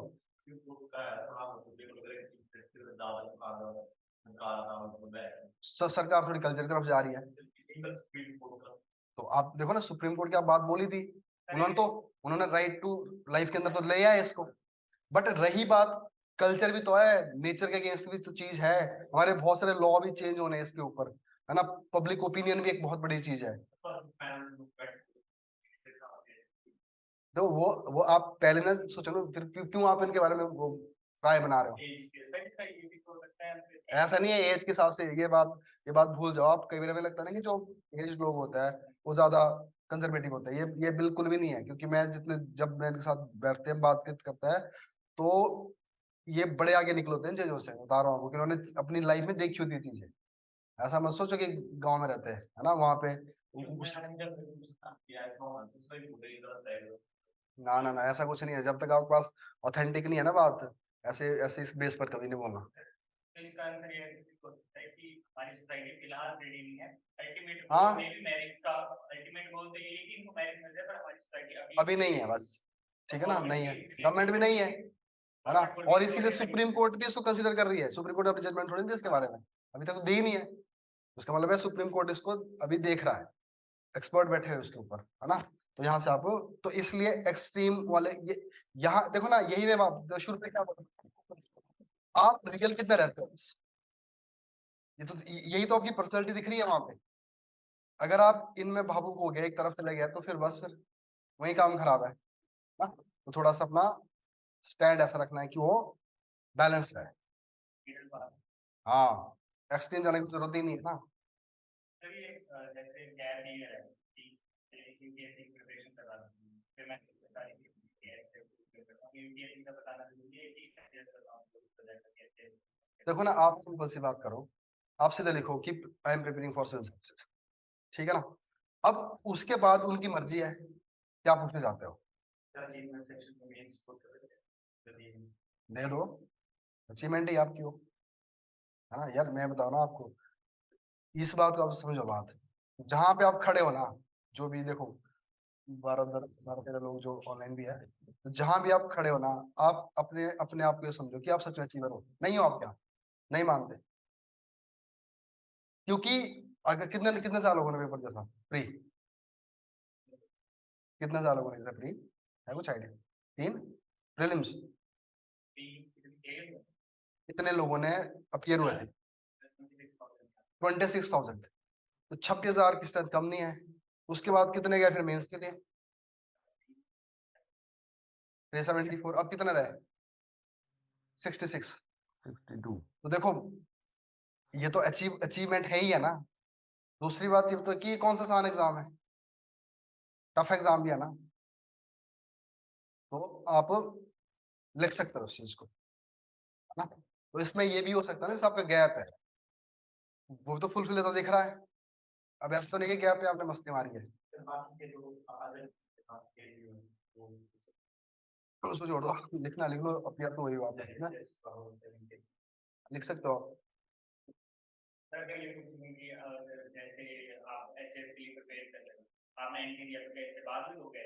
बिल्कुल देंगे।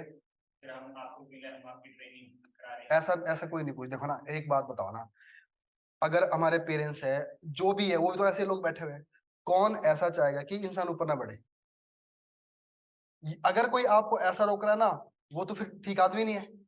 आप सिंपल क्या बोल रहे हो कि मैं नायब तहसीलदार हूँ, ठीक है, आपके पास एक पर्टिकुलर एरिया मिल गया काम करने का, रेवेन्यू का मिल गया, थोड़ा सा लॉ एंड ऑर्डर जो भी आपको एरिया है, तो ऑब्वियस सी बात है अगर आप यहाँ से बड़ी सर्विस कहाँ दे रहे हो, आप एचएस में दे रहे हो। देखो ना एक बात मैं और बताऊँ, मैं वो ना हमारे पास एक अभी वो लेक्चरर है कॉलेज में ना, तो उन्होंने बड़ा अच्छा आंसर दिया था।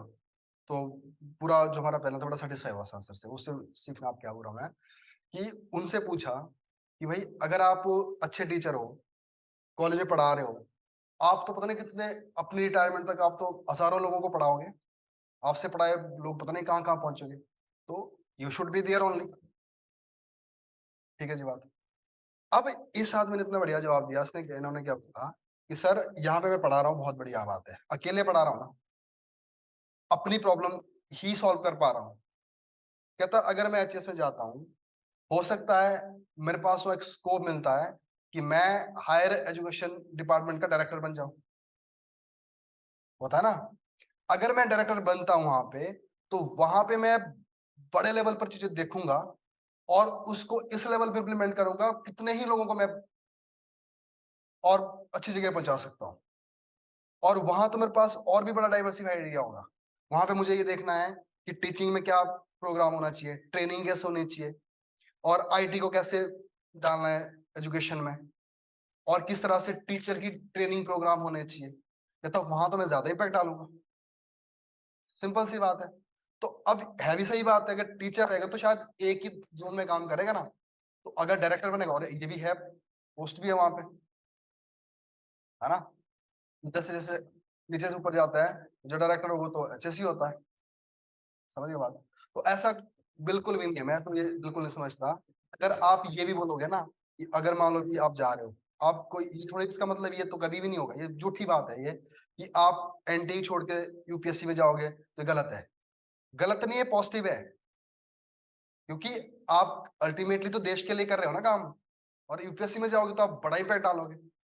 अल्टीमेट तो गोल तो ये है ना, अगर आपको पैसे ही कमाने होते तो फिर आप कोई अपनी कंपनी नहीं खोलते, समझ गए बात। तो ये सारी ऐसी सी बातें शायद ये नहीं कंसिडर करते रहिए। हाँ अगर आपका बोलने का तरीका गलत हुआ, वो कर रहे हो ना, ब्लफ कर रहे हो, कि वो तो शक्ल से पता चल जाएगा। अगर आपसे बोला, मान लो ऐसे ही मैंने क्वेश्चन डाल दिया कि भाई जब आपने एनटी छोड़ना ही है तो आप क्यों जा रहे हो एचएस में, ये तो सामने वाला पूछेगा। अब आप यहाँ पे क्या बोल रहे हो, नहीं सर मैं तो नहीं छोड़ूंगा, मुझे तो यहीं रहना है, और ऐसे मैं वेस्ट नहीं करूंगा। मतलब अगर आप बंदा सच ही बोल रहा है ना, तो भी वो झूठ ही माना जाएगा। अगर आप सच ही बोल रहे हो, उसको कोई सच नहीं मानेगा। 5 लोग बैठे हो, 5 की बात पागल थोड़ी नहीं है। हाँ अगर आप ये बात बोल रहे हो कि नहीं जी मुझे वहां पहुंचना है, that is my ultimate goal, सब लोग सच मानेंगे और मन से अप्रिशिएट करेंगे कि मेरा बेटा ऐसा ही हो। समझिए बात को क्या बोला। तो ये चीजें नहीं चलेगी। तो ये आपके कुछ कुछ क्वेश्चन डिस्ट्रिक्ट थे। What is demographic profile of your district, ये आपने जरूर जाननी है। जैसे जैसे जैसे उन्ना में मान लो, वहां पे सेक्स रेशियो सबसे कम है, हमीरपुर में सबसे ज्यादा है। अब मैं मान लो मैंने क्वेश्चन ये पूछ लिया कि बताओ दोनों डिस्ट्रिक्ट में क्या डिफरेंस है, एक में हाईएस्ट और एक में लोएस्ट है, ठीक है बात। ये थोड़ा सा आपको जानकारी रहनी चाहिए। अब नेक्स्ट है, here are some possible question related to Himachal Pradesh that you may encounter. Tourist destination, खूब क्वेश्चन पूछ जाते हैं इसके ऊपर। Major economic activities in Himachal Pradesh, क्या क्या मेजर एक्टिविटीज है हिमाचल की, इकोनॉमी के लिए क्या करते हैं। जैसे अब आजकल की अब ये क्वेश्चन बड़ा एक्सपेक्टेड है, हिमाचल प्रदेश की जो नई सरकार है वो डेट से जूझ रही है। इतना करीब करीब सुखू ने बार बार बोल दिया कि एक आदमी के ऊपर 900 की 9,000 रुपए का कर्ज है, 69,000 करोड़ टैक्स है। तो अब हम इस प्रॉब्लम से तो जूझ रहे हैं, पर इसके लिए सोल्यूशन क्या है, इसके कॉज क्या रहे होंगे, ठीक है। अब इकोनॉमी को तो टच करना पड़ेगा। मैं फिर आता है मेरा फेयर फेस्टिवल, ये ज्यादा जरूरी नहीं है, बट हाँ अगर जिस एरिया से आप हो वहां पे कुछ स्पेसिफिक हो सकता है। Demographic profile of Himachal Pradesh, है ना, age group, gender, ethnic groups, environmental issues जानने ही पड़ेंगे। अब क्या है, please provide detail environmental challenges in the state such as deforestation, soil erosion and wild life conservation. फिर है forest fire, water scarcity, landslide, ये तीन कभी कभी आ सकते हैं अगर ये न्यूज में हुए, बट आजकल ये नहीं है, कोई भी नहीं, शायद इतने ना है। टूरिज्म अगेन हमेशा ही है। अब नेक्स्ट है अनएम्प्लॉयमेंट एंड इंफ्रास्ट्रक्चर डेवलपमेंट, बहुत ज्यादा इंपॉर्टेंट। अब इंफ्रा में तो कुछ भी बन रहा है, कहीं 4 लेन बन रहा है ना, जैसे मंडी में एयरपोर्ट बन रहा है, जो जो उनका रनवे है उसको बढ़ाने की बात कर रहे हैं, है ना, रोड बेस बन रहा है, हेल्थ के लिए बन रहा है, एजुकेशन के लिए बन रहा है। इंफ्रास्ट्रक्चर अकेले सड़कें तो नहीं है ना, तो बड़े लेवल पर क्या क्या चीजें चल रही है, ये हो गया। और देखो ना, अब एक चीज है, current topics of Himachal Pradesh. अब देखो, what are the changes made by new leadership under, क्या चेंज है, what changes you expect from new government. अगर मान लो नॉर्मली ये पूछ ले कि अच्छा आप बताओ चीफ मिनिस्टर साहब क्या चाहते हो किसी भी रह के, ठीक है ना। उसके बाद है जी खालिस्तान मूवमेंट, थोड़ा सा न्यूज में भी रही है, जैसे मणिकरण में भी स्लोगन वगैरह सुनने को मिले, वो था ना मणिकरण वाला केस, सुना आपने। और देखो जैसे what is Himachal Pradesh subordinate board, Hamirpur, and what corruption allegation have been made against it, and there has been any investigation और action taken in response to these allegations. ये मुद्दा है ना भी, क्या करप्शन है, क्या अब तक एक्शन लिया है। अब आपको कुछ कुछ तो बताओगे आपको, जैसे स्पेशल इन्वेस्टिगेशन टीम बनी थी, उसने ये बातें बोली है ना। उसके बाद देखो इकोनॉमी में से देख लो, ओपीएस के ऊपर चांस पूरा है, positive and negative impact of OPS. अब ये स्थिति ऐसी है कि आप अकेले पॉजिटिव ही नहीं हो सकते, ऐसा नहीं कि सरकार की बुराई नहीं कर सकती, बट बैलेंस वे से हम सरकार की भी दो चार बुराइयां गिना सकते हैं। फिर है reason for unemployment, which district of Himachal Pradesh being considered as tourism capital of Himachal, कौन सी है, करा है कभी इसको tourism capital of Himachal, Kangra, बहुत जोर से बोला सीएम ने ये बातें बार बार, है ना। किस ग्राउंड पे करी है, कंपैरिजन बन जाएगा, अब तक क्यों नहीं, ठीक है ना। और क्या इससे बेनिफिट मिलेगा, अगर टूरिस्ट कैपिटल डिक्लेयर कर भी दी तो क्या इससे बेनिफिट मिलने वाला है, समझ रहे हो। तो इसमें आपको अपने आइडियाज बनाने, अपनी ओपिनियन बनानी है, ये प्रैक्टिस है बस। हाँ डिक्लेयर कर दिया है, क्या बेनिफिट होगा इससे, है ना। तो अब सामने वाला तो किसी भी एंगल से पूछ लेगा ना। नेक्स्ट है what are the problem and prospects of hydro power sector Himachal Pradesh. जैसे अभी आप देखो ना न्यूज में है शानन प्रोजेक्ट, कहाँ पे शानन प्रोजेक्ट, कांगड़ा में, हाँ, मंडी में ना, उसका क्यों न्यूज में इस बारी वो लीज एक्सपायर होने वाली है और इस साल वो हिमाचल को वापस मिलेगा पंजाब से। ठीक। तो इन्वायरमेंटल इशू है तेरे सारे, impact of climate change on upper Himachal said this year less snow in upper Himachal Pradesh. और Himachal Pradesh have received a sinking warning similar to जो पता ना वो धर्मशाला और शिमला के लिए थोड़ी थोड़ी बातें हुई। उसके बाद है impact of development project, 4 lane project बन रहा है, हाइड्रो प्रोजेक्ट्स बन रहा है, इंडस्ट्रियलाइजेशन बन रहा है, यहाँ की इकोसिस्टम के ऊपर क्या इस चीज की। उसके बाद है जी what is the impact of monoculture replacement of indigenous crops, एक ही क्रॉप को लगा रहे हैं ना हम, तो ऐसे कुछ ऐसा नहीं कि इशू है, मतलब है कि आप इसके इर्द गिर्द रहो, इनको समझो, तो इस पे सवाल बनेंगे। फिर है what is the issue of natural drinking sources, ये तो चलो इतना ज्यादा जरूरी नहीं है। शिमला काल का रेलवे के लिए हाइड्रो उसकी बात कर रहा है, हाइड्रोजन एनर्जी वाली ना, उसके ऊपर बात है, क्या चीज है ये, तो कोई ये मैं शेयर कर दूंगा। पर्सनैलिटी है, मैंने सिर्फ 2 लिखी है यहाँ पे, और भी हो सकती है, जैसे नेक शर्मा है, क्या मिला है उनको इस बारी, पद्मश्री, और जैसे भी बलजीत कौर थे सोलन से। तो ऐसे आपकी डिस्ट्रिक्ट से आप आते हो ना, उस डिस्ट्रिक्ट में हो सकता है और फेमस पर्सनैलिटी रहा होगा, है ना, उसके बारे में आपको जानना है। Important topics from latest economic survey and budget, revenue resources पे यहाँ से वो कई बार फैक्ट पूछ लेता है। इनिशिएटिव टू साइंटिफिक रिसर्च, जैसे ना मुख्यमंत्री शोध प्रोत्साहन, अब इसमें पता क्या फायदा आपको, ये सुन लो। अगर आपसे डायरेक्ट क्वेश्चन नहीं भी पूछे, आप अपनी कॉन्वर्सेशन में तो ऐड कर सकते हैं ना, जैसे आपने बोल दिया कि गवर्नमेंट क्या करी है, तो इस ये नाम बोल सकते हो आप, और जैसे special progress index measures, social safety, social security, social progress के लिए क्या कर रहा है, बोले सरकार ने भी ये किया है।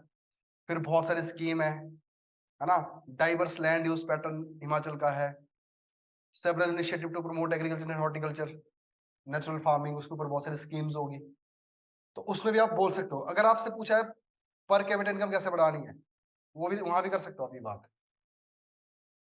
अलाइड एक्टिविटीज वगैरह की बात होती है ना, तो ये है। जैसे हम बात करेंगे इंडस्ट्री के क्या, हमारे पास फॉरेस्ट के क्या स्कोप है ना, इंडस्ट्री के क्या स्कोप है।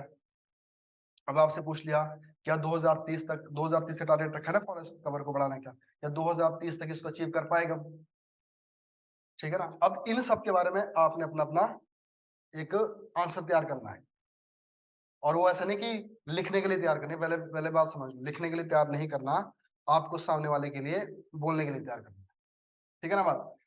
और इंडस्ट्री की बात होती है यहाँ पे, potential hydro power, solar power, green house, जैसे भी पांगी में खुले ना कुछ सोलर प्लांट लगाए।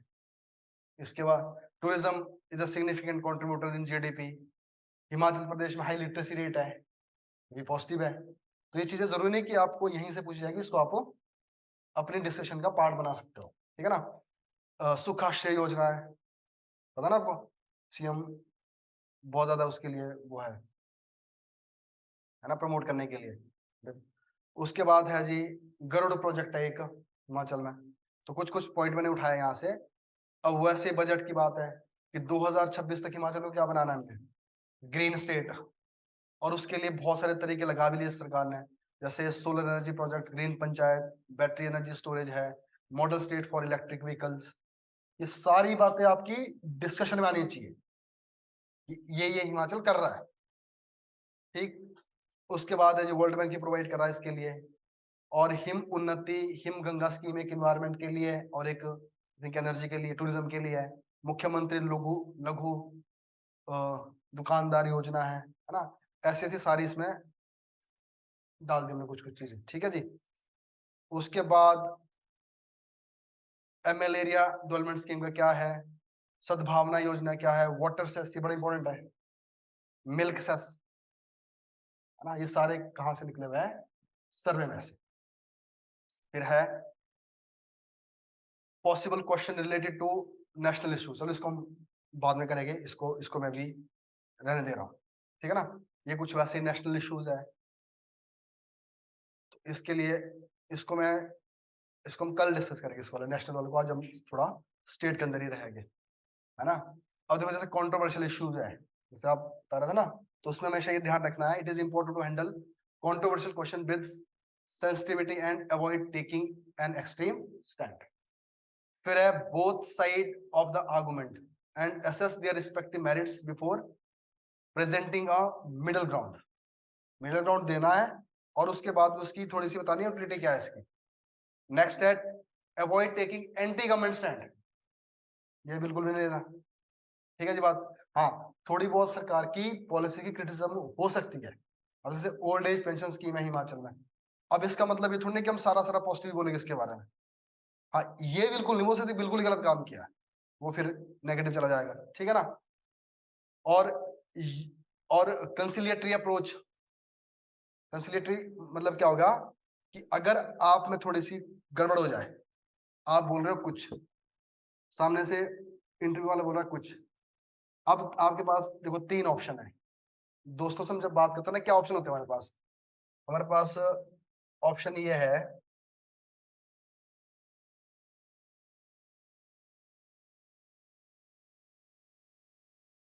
एक ऑप्शन तो ये है कि उन भाई साहब के साथ रूठ जाओ, मेरी बात नहीं मानता, ठीक है ना। दूसरी बात है बात ही ना करो। तीसरी बात है बिल्कुल ही वो चापलूसी कर जाओ, जी ठीक है जी, सिलेक्शन सिलेक्शन लेनी है। तो आपको कहीं ना कहीं ऐसी बात करनी पड़ेगी ना, उस तक पहुंचना पड़ेगा, क्योंकि आगे तो कॉन्वर्सेशन करनी है, झगड़ा थोड़ी नहीं करना। और पता चला कि 25 मिनट का इंटरव्यू और आप गुस्से में ही दिख रहे हो कि मैं बताऊंगा। तो यहाँ पे कैसे अप्रोच होनी चाहिए, अगर आप कॉन्ट्रडिक्शन भी है ना, तो उलझना नहीं है, कई बार वो उलझा के भी कर देगा आपको। तो आपको क्या करना है, तुरंत रिकंसिलिएट। अगर थोड़ी बहुत झड़प हो भी गई छोटी मोटी बीच में, तो तुरंत इफ और बट लगा के वहां पहुंच सकते हैं, ये बड़ा जरूरी है। अवॉइड मेकिंग स्वीपनिंग जनरलाइजेशन और स्टीरियोटाइप स्टेटमेंट, होता है ना कि जनरलाइज स्टेटमेंट या स्टीरियोटाइप। अब जनरलाइज स्टेटमेंट आपसे बोल दिया कि आजकल हमारे यूथ की क्या कंडीशन है, आपने बड़े से बोल दिया जी और सब बर्बादी है, ठीक है ना। तो ये कोई बात थोड़ी नहीं हुई। और या तो आपने कुछ ऐसी बात बोल दी कि हाँ जी ठीक है, अब जो लोअर हिमाचल के हो तो थोड़े ठीक ठाक है, अपर वाले तो खराब है, समझ रहे हो बात को। तो ऐसी कोई स्टेटमेंट नहीं होनी चाहिए, बिल्कुल आपकी सटीक फॉर्मल कन्वर्सेशन है, ये कोई हंसी मजाक वो नहीं चल रहा, मजा नहीं चल रहा है यहाँ पे कि आप कुछ ही बोल दो, क्योंकि आपकी आपसे वो पर्सनैलिटी रिफ्लेक्ट हो रही है जो आने वाले टाइम में क्या बन रही है, ऑफिसर बन रही है। तो वो ऐसा माहौल नहीं होगा, ठीक है ना। अब नेक्स्ट है यहाँ पे एक चीज जो हम और आज डिस्कस करेंगे, इसके ऊपर हम थोड़ा ज्यादा डिस्कशन करेंगे ना, अवॉइड करने, वही बोला ना, ये जनरलाइज शब्द है ना, ये किसी ने डिफाइन थोड़ी डेफिनेशन थोड़ी दी है, ये होल्ड नहीं कर सकता है, वो भी उस कंटेक्स्ट में अगर पूछा गया, है ना। ऐसा ऐसा नहीं क्योंकि देखो ना, ये जनरलाइज चीजें है, ये इसका कोई औचित्य नहीं है, ये तो बस जैसे हम बोलते हैं ना regional party and state party, तो रीजनल पार्टी कोई शब्द थोड़ी नहीं है, हमारे जो सिस्टम के अंदर तो रजिस्टर्ड है, स्टेट है और नेशनल है, तो फिर कभी कभी बोल भी सकते चलो ठीक है, पर ऐसी चीजें नहीं बोलनी है, ठीक है ना। अब देखिए जी लास्ट है हमारा, इसके कल हम नेशनल मुद्दे डिस्कस करेंगे, मेनली डेफ। डेफ मैं आपके साथ वो भी हम शेयर करेंगे अभी, जो ओरिजिनल होता है इनका जो आएगा। बट अभी फिलहाल आप क्या देखो, डेफ में आपकी डिटेल देखो क्या क्या बातें कर रहा है वो, यहाँ से आपका समझ लो इंट्रो स्टार्ट है। नाम का मतलब है नेम, पर्सनल में date of birth, date of birth में क्वेश्चन निकलते हैं, हो सकता है कि आपके डेट वाले बर्थ में किसी पर्सनैलिटी का जन्म हुआ होगा, आपके डेथ वाले कोई बहुत बड़ा इंसिडेंट हुआ होगा, बहुत बड़ा अच्छा दिन हुआ होगा कोई उस दिन, तो कहीं ना कहीं अपने डेट ऑफ बर्थ के साथ कुछ चीज आपने थोड़ी सी जाननी है। अब उसको पता भी नहीं होगा ना, आपसे रैंडमली पूछ लेगा कुछ आपके डेट ऑफ बर्थ के दिन क्या महान घटना घटी थी, तो अगर पता चले कि आपने पहले बोल दिया ना, तो वो ना थोड़ा सा क्या होता है, क्योंकि आपके डेट ऑफ बर्थ वाले दिन कुछ ना कुछ तो वही होगा, ऐसा वगैरह कुछ नहीं होगा, है ना। Gender, category, father name, mother name, इसका इनका भी ऑक्यूपेशन आता है, क्योंकि मैं बता रहा हूँ इस पे से क्वेश्चन पूछा, क्योंकि मेरे से पूछा क्वेश्चन इसमें से। एड्रेस, एड्रेस में तो बहुत ज्यादा क्वेश्चन आता है। तो जैसे करंट एड्रेस चंडीगढ़ का करना चाहिए, परमानेंट परमानेंट नहीं, अभी आपने ये लिखा है कि मैं चंडीगढ़ में रह रहा हूँ, हाँ, तो फिर चंडीगढ़ का दे दोगे ना। पर परमानेंट एड्रेस में से आपके वहां तो क्वेश्चन बनना ही बनना है, वहां पर अपने अपनी तहसील भी लिखी होती है, पोस्ट ऑफिस लिखा होता है, डिस्ट्रिक्ट लिखी होती है, सब लिखा होता है, ठीक है ना। फोन नंबर से भी पूछना तो क्या मतलब पूछ ही ले, ठीक है ना, कि आपका फोन नंबर में लास्ट डिजिट ठीक है, कुछ भी हो सकता है। मतलब थोड़ा सा ना आपने जागरूक रहना है, जागरूक रहना है, मतलब किसी चीज को आपने हल्के में मत लेना, ठीक है ना। कैसे? हाँ नहीं, वो तो मैं बोल ही रहा हूँ ना, वो तो अब बोलना ही ऐसा ही है। अब कोई आप तो ऐसा नहीं बोलेंगे नहीं जी मेरे को लकी नंबर चाहिए था मेरा इंटरव्यू पास हो जाए, है ना। तो वो फिर वही तो मैं बोल रहा हूँ आपको, वो कामनेस उस टाइम आप सस्टेन कर रहे हो। अब ऐसा तो नहीं आ गया मन में ख्याल, नहीं नहीं, कई बार होता है ना कि मन में उस टाइम हम कहानी बना लेते हैं कि ऐसा बोलूंगा मैं। जहां आपके ऐसा है ना, विदाउट प्रिपरेशन आपने ऐसे कुछ सोच लिया कि अब ये कर लूंगा, वो फिर जस्टिफाइड नहीं है। जो है फिर सच है, सच तो यही है ना आपका, क्या है, रैंडम नहीं लिया है। अब अगर उसके बावजूद चाहते हो कि मैं कुछ बढ़िया बोलूं, तो सच से बढ़िया कुछ नहीं है, सारा फिर वो गड़बड़ हो जाएगी बात। हाँ, अगर अगर आपने कुछ सोच के लिया होगा तो आप बोल सकते हो, है ना। एकेडमिक क्वालिफिकेशन, डिग्री, डिग्री से अगर तो एक्सपर्ट हुआ सामने तो क्वेश्चन के चांस है। अब जैसे मान लो आपने इंजीनियरिंग करी है फॉर एग्जाम्पल, तो ऑब्वियसली अब जो पॉलिटिकल साइंस में एमए करी वो तो नहीं पूछेगा, अगर उसके इंटरेस्ट की बात जागी बीच में तो पूछेगा फिर आपसे, है ना। तो इसलिए थोड़ा बहुत अवेयर रहना चाहिए डिग्री से, क्योंकि देखो ना डिग्री कर दिया आपने तो बहुत बड़ी बात है उसमें। इंस्टीट्यूशन पूछता है क्वेश्चन कि कहाँ से पढ़े हो आप, और ईयर ऑफ पासिंग, यहाँ आपके गैप बनते हैं, या आप 2020 में पास हुए, 3 साल क्या किया, ठीक है ना, इसके लिए आपको तैयार रहना है। और परसेंटेज में चलो ऊपर नीचे अगर बहुत ज्यादा सा ड्रास्टिक हुआ तो पूछते हैं। एम्प्लॉयमेंट हिस्ट्री, ये तो बड़ा मेन है, जो असल सच में एम्प्लॉयड है तो उनको तो बड़ा काम करना चाहिए। कई बार ऐसा होता है कि इसका 30% इंटरेस्ट में चल जाता है। फिर है detail of place resided, name of place, durations, reason for living. तो इसको भी आप कुछ कुछ चीज अवॉइड भी कर सकते हो, अगर आपने नहीं बताना। अगर आप मान लो किसी पर्पज से रह रहे हो किसी सिटी में, तो अवॉइड भी कर सकते हो, नहीं नहीं बताओ, है ना। उसके बाद है जी क्रिमिनल, तो किसी को होगा ही नहीं, वो होता ही है बीच में। फिर है सिग्नेचर हो गया गेस्टेड ऑफिसर से, और कैरेक्टर सर्टिफिकेट, ठीक है जनाब। तो ये है। अब देखो ना, अब मैं जो डेफ की वो है फॉर्म है उसको ओपन करते हैं। और कोई सवाल अगर कोई ऑनलाइन वाले कुछ जानना चाहते हैं। इसके बाद हम क्या करेंगे, ये सेशन के बाद आपका, अगर आप चाहोगे तो 1-on-1 करेंगे इंटरव्यू, ठीक है ना। तो उस ताकि आपको मैं फिर और थोड़ा बता पाऊँ कि जिस दिन पैनल बैठेगा उसके लिए आपको तैयार हो जाओ। हेलो।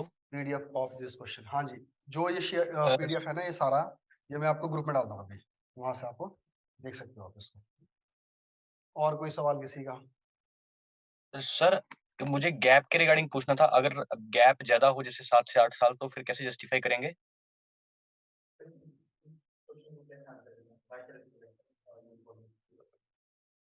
वाई, तो बताया तो देखो आपके पास, देखो ना इसका रीजन तो यही है ना कि एक तो सिंपल सी बात है, मैं तैयारी कर रहा हूँ, दूसरा मुझे सिविल सर्विसेज जाना है, बाहर तो सिविल सर्विसेज का ही है, और तीसरा क्या है, ये एक मुझे डाइवर्सिफाइड एरिया प्रोवाइड करता है जहां पे मैं सर्व कर पाऊँ, बस क्वेश्चन यही बनता है। Why do you want to come in this service? Yes. Why shall be selected? But we can offer. ये अच्छा फिर देखो ना, आप अपनी जैसे आप मान लो एक एक एक कॉलम है ना आपका, पता ना। अब देखो ना, यहाँ भी आपका चेक हो रहा है, उस कॉलम में क्या लिखा है आपने, आंसर वो है। अब ऐसा हो जाए कि वहां लिखा है कुछ आपने और यहाँ बता रहे कुछ और। कोई नहीं, मैं आपकी हेल्प करूंगा इसमें। तभी बोलो ना, जो हमने इसके बाद जो आपके वो है ना वन ऑन मॉक, तो वहां हम डिस्कस करेंगे इनको, क्योंकि देखो ना, हर एक बंदा हर एक जगह फंसता है। अब कॉमन प्रॉब्लम नहीं है, जैसे हम क्लास का तो मतलब होता है कुछ और, तो यहाँ पे हम कॉमन बातें डिस्कस करेंगे, और उसके बाद क्या करेंगे हम, जो आपके पर्सनल कुछ मुद्दे हैं, तो वो क्योंकि ये तो है ही पर्सनल है, बेसिकली ये है ही पर्सनल है, तो इसको हम फिर पर्सनली इसको हैंडल करेंगे। Sir if gap is more than 7 years then how to justify. देखो, गैप अगर 7 साल का है, तो आपने उन 7 साल में सबसे पहले तो कुछ किया होगा, पहले तो उसको बता दो। अगर कुछ नहीं किया होगा, तो फिर कुछ ना कुछ तो बताना पड़ेगा, तो फैमिली बिजनेस किया होगा, या फैमिली में काम किया होगा, या तैयारी की होगी, तो जो भी आपने किया है उसको बता दो। बाकी आप एक बार मेरे को कॉल करना, उसमें फिर और डिस्कस कर लेंगे इसको। क्योंकि ये तो मैं जानना पड़ेगा ना पहले कि 7 साल में हमने किया क्या है ना। जब तक आप मेरे को वो नहीं बताओगे, तब तक मैं नहीं आंसर कर पाऊंगा इसको। इसके लिए आप मेरे को एक बारी बता देना।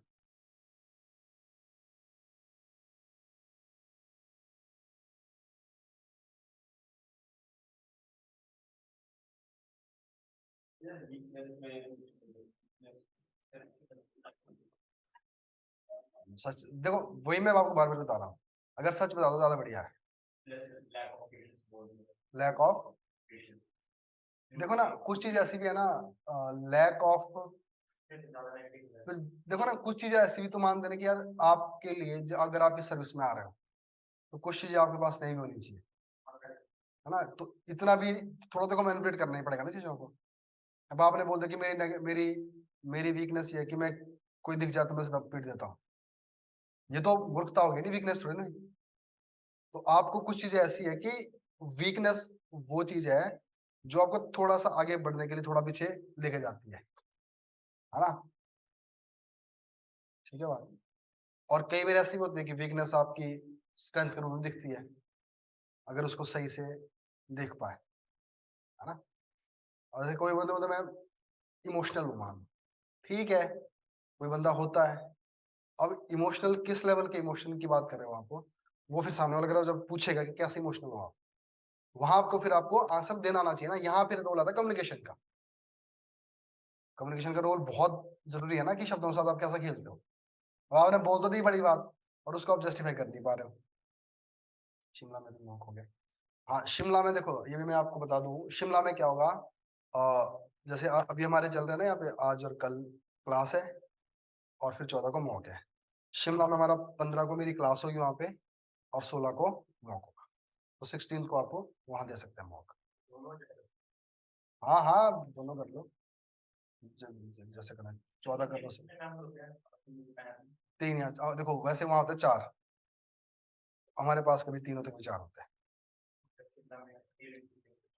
4 मेंबर होने। देखो ऐसा होता है ना, एक तो होगा चेयरमैन, एक होता है मेंबर, कभी 2 मेंबर भी होते हैं, एक होता है बाहर से बुलाया मैंने एक्सपर्ट, पर वो होता है जैसे एंटी का, मेरे को उतना ध्यान है नहीं। हाँ, एक्सपर्ट होता है बाहर से, क्योंकि ऑब्वियसली आप तो नायब तहसीलदार के लिए जा रहे हो, तो रेवेन्यू से ही होगा कोई ना, है ना। तो ठीक है, तो शिमला में भी इस तरह से होगा। और कोई जानकारी?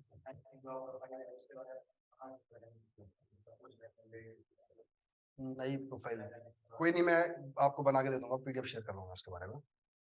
मैं किसी नायब तहसीलदार से बात करके या तहसीलदार से बात करके बता देगा आप, है ना? वो ज्यादा बढ़िया इन्फॉर्मेशन डायरेक्ट। ठीक है, देखो जब यहाँ से स्टार्ट होता है आपका काम, यहाँ तो आपकी फोटो लगेगी, ठीक है, फोटो थोड़ी डिसेंट लगाना, तो ना छोटी छोटी चीजें है ना। मैं ये बोल रहा हूँ कि किसी भी चीज को आप लाइटली ना लेना, मेरा ये कहने का मतलब है ना। तो आपकी, क्योंकि आप इतनी बड़ी चीज के लिए जा रहे हो, तो आपको अच्छे से तैयारी करनी है। जैसे मैंने एग्जांपल दिया, अभी देखो उस लड़के से मैं बड़ा इंप्रेस हुआ आज तक कि उसने अपने बैग में शर्ट रखी हुई थी। होने के ना होने के चांस तो बहुत थे, पर उस घटना घटने के चांस तो कुछ कुछ पॉइंट थे, पर वही हुआ, तो बंदा उसके लिए तैयार था। मैं ये बोल रहा हूँ कि आप आपने कहीं फोटो ऐसे चिपका दी जो बड़ी कॉलेज टाइम की हो, ऐसे कहीं गुड बन के, है ना। तो नेक्स्ट है ये साफ सुथरा नेम, एड्रेस हो गया, और ये टेलीफोन, ईमेल। ईमेल भी सही से लिखना, जैसे हम कहीं लिख लो ना, या फिर हमने कॉलेज टाइम की होती, बड़ी बनाई होती खतरनाक टाइप, क्योंकि देखने वाले की क्यूरियोसिटी का पता नहीं ना कि कहाँ अटक जाए, है ना। तो कुछ भी कोई कोई इधर लिखा हो, जैसे किसी ने लिख लिया कि डेविल बॉय, ऐसा कुछ डाल दिया बीच में, है ना। और कोई नंबर अगर लगा देते 786 लिख लिया पीछे नंबर, तो वो थोड़ा सा कभी कभी आदमी का ध्यान खींच लेता है, और सामने वाले का मन करता है चलो इस पे बात करें जरा। ठीक है जी बात। तो परमानेंट एड्रेस तो आपको पता ही है। एकेडमिक क्वालिफिकेशन शायद नए वाले फॉर्म में शायद ये है नहीं, पर फिर भी देख लेना, ये तो ये डाल देना क्या क्या सब्जेक्ट है। फिर है जी डिटेल ऑफ फैमिली मेंबर, बड़ी सोच समझ के क्या जो है वही डालोगे, पर इसके लिए तैयार रहना। ये भाई बहन जो आपके ब्लड रिलेशन में है, माता पिता सबके आगे, ठीक है ना। तो अगर कोई खासकर जिस जॉब में है वो, उसके बारे में तैयारी कर लेना, उसके बारे में जान लेना अच्छी तरह से, ठीक है ना। जैसे पिछली बार एक लड़का इंटरव्यू के लिए गया था, तो उसका भाई आर्मी में सिलेक्ट हुआ, है ना, आर्मी में सीडीएस क्वालिफाई, तो बड़े सारे क्वेश्चन उससे पूछ लिए सीडीएस के ऊपर। ठीक, उसके बाद है notable achievements and failure made in studies. ये कॉलम देखो ना, नोटेबल अचीवमेंट्स कहाँ से स्टार्ट होती है आपकी। सबसे पहले जैसे आपकी स्कॉलरशिप लगे कोई, देखो वो चाहे 10th में लगी है, या आपने कुछ रैंक होल्ड किया है, जैसे आपने अपने डिस्ट्रिक्ट लेवल पे रैंक आई है, स्टेट लेवल पे रैंक आई है, तो ये सारी क्या आ गया आपकी नोटेबल अचीवमेंट्स। तो असल में तो नोटेबल अचीवमेंट ये है जो ज्यादातर बात इसमें करते हैं हम स्टडीज में। चाहे आपकी फर्स्ट डिवीजन स्कूल में आई है, रैंक 1 आई है, तो ये सारी अचीवमेंट आ गई, मतलब ये नहीं अचीवमेंट होती कि फर्स्ट डिवीजन से पास हुआ, उसको उसको अवॉइड करना है।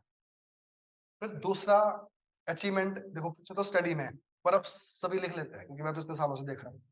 जैसे आपने बताया कि मेंस में क्वालिफाई हुए हैं, किसी ने सीडीएस क्वालिफाई किया होता है ना, किसी ने कुछ क्वालिफाई किया होता है, तो वो भी आप लिख सकते हैं। जैसे गेट क्वालिफाई और गेट स्लिप लिख सकते हैं अगर आपके पास नहीं है, अगर आपके पास ऑलरेडी 3-4 है तो चल जाएगा, ठीक है ना। फिर है जी places visited also mentions stay outside home place or ordinary places of residence where the applicants to the time period that we talk इसके लिए ना नहीं कुछ नहीं चाहिए। जहां आपको कुछ रिजर्वेशन वगैरह लेनी है ना, कोटा लेना है, उसके लिए चाहिए, इसके लिए कुछ नहीं चाहिए आपको कुछ ना ना। वो लिख सकते हैं। हाँ, जो आपने किया है वो लिखना है आप, क्योंकि उसके ऊपर आपके क्वेश्चन बनेंगे, ठीक है ना। अब ये जो 6 मंथ वाला है, ये भी आप थोड़ा सोच समझ के बारे, कुछ चीज ऐसी भी होती है अगर आपको नहीं वहां पे सच में रहे रहे हैं पर जरूरत नहीं है, तो ना भी कर सकते हो उसको, ठीक है ना। बट लिखना है आपने, अगर आप जैसे आप चंडीगढ़ का लिख रहे हो, चंडीगढ़ में रह रहे हो, चंडीगढ़ के बारे में थोड़ा जानना भी पड़ेगा आपको फिर, है ना। उसके बाद है self assessment, write briefly why should we selected you be selected for this post, जो आप वाला क्वेश्चन है। अब इसमें पता है क्या, देखो ना यार, इसमें क्या है, दो तरह के लिखते हैं लोग। एक तो लिखते हैं बड़े यूनिवर्सल टाइप, मैं hard working, I am honest, I am this. तो मैं तो देखो थोड़ा सा ज्यादा नहीं दिखनी चाहिए, ऐसा लगता है जैसे डिक्शनरी से शब्द उठा के सीधे सीधे लगा दी। देखो अगर आप हार्ड वर्किंग है, ऑनेस्ट है, डिसिप्लिन्ड है ना, तो ये ना एक कुछ ऐसे ट्रेड्स है क्वालिटी, मतलब एक इंसान के जो, अगर आप यहाँ तक पहुंचे तो शायद तभी पहुंचे ना, हार्ड वर्किंग से तभी पहुंचोगे। बट आपको इन्हीं शब्दों को कुछ रिप्लेस करने वाले कोई और शब्द लिख के, और अगर चाहो तो आप अपना एक्सपीरियंस भी लिख सकते हैं। जैसे मान लो आपने आपने फॉर एग्जांपल इंजीनियरिंग की है, ठीक है ना, आप सिविल इंजीनियर हो, तो आप बता सकते हो कि भाई मैं सिविल इंजीनियर हूँ, आई कैन यूटिलाइज माई जो एक्सपीरियंस है इन दिस फील्ड। अगर आप कंप्यूटर इंजीनियर हो तो आप क्या बोल सकते हो कि आज का जो दौर है, हमारा जो स्टेट है वो किस तरफ जा रही है, सब कुछ कंप्यूटराइज हो रहा है, आईटी में जा रहा है, तो शायद मैं इसमें बहुत बेहतर कर सकता हूँ कि मेरा जो ये एक्सपीरियंस है ना। और फिर जैसे कुछ चीज़ ऐसी होती है जो एक्सपेक्ट की जाती है कि आप पे काम करने की जो क्षमता है वो कोऑर्डिनेशन के साथ है, टीम वर्क के साथ है। जैसे आपने अपनी हॉबी में लिखा है कि मुझे ये अचीवमेंट लिखा है कि मैंने नेशनल लेवल की स्पोर्ट्स जीती है। आप क्या बोल सकते हो, बीइंग अ स्पोर्ट्स पर्सन मैं अपनी टीम के साथ वर्क कर सकता हूँ, ठीक है ना? तो इस तरह से कुछ ना कुछ आपको ऐसा दिखाना है कि जो हाँ, आपके पास ये चीज़ है, तो कर पा रहे हो आप।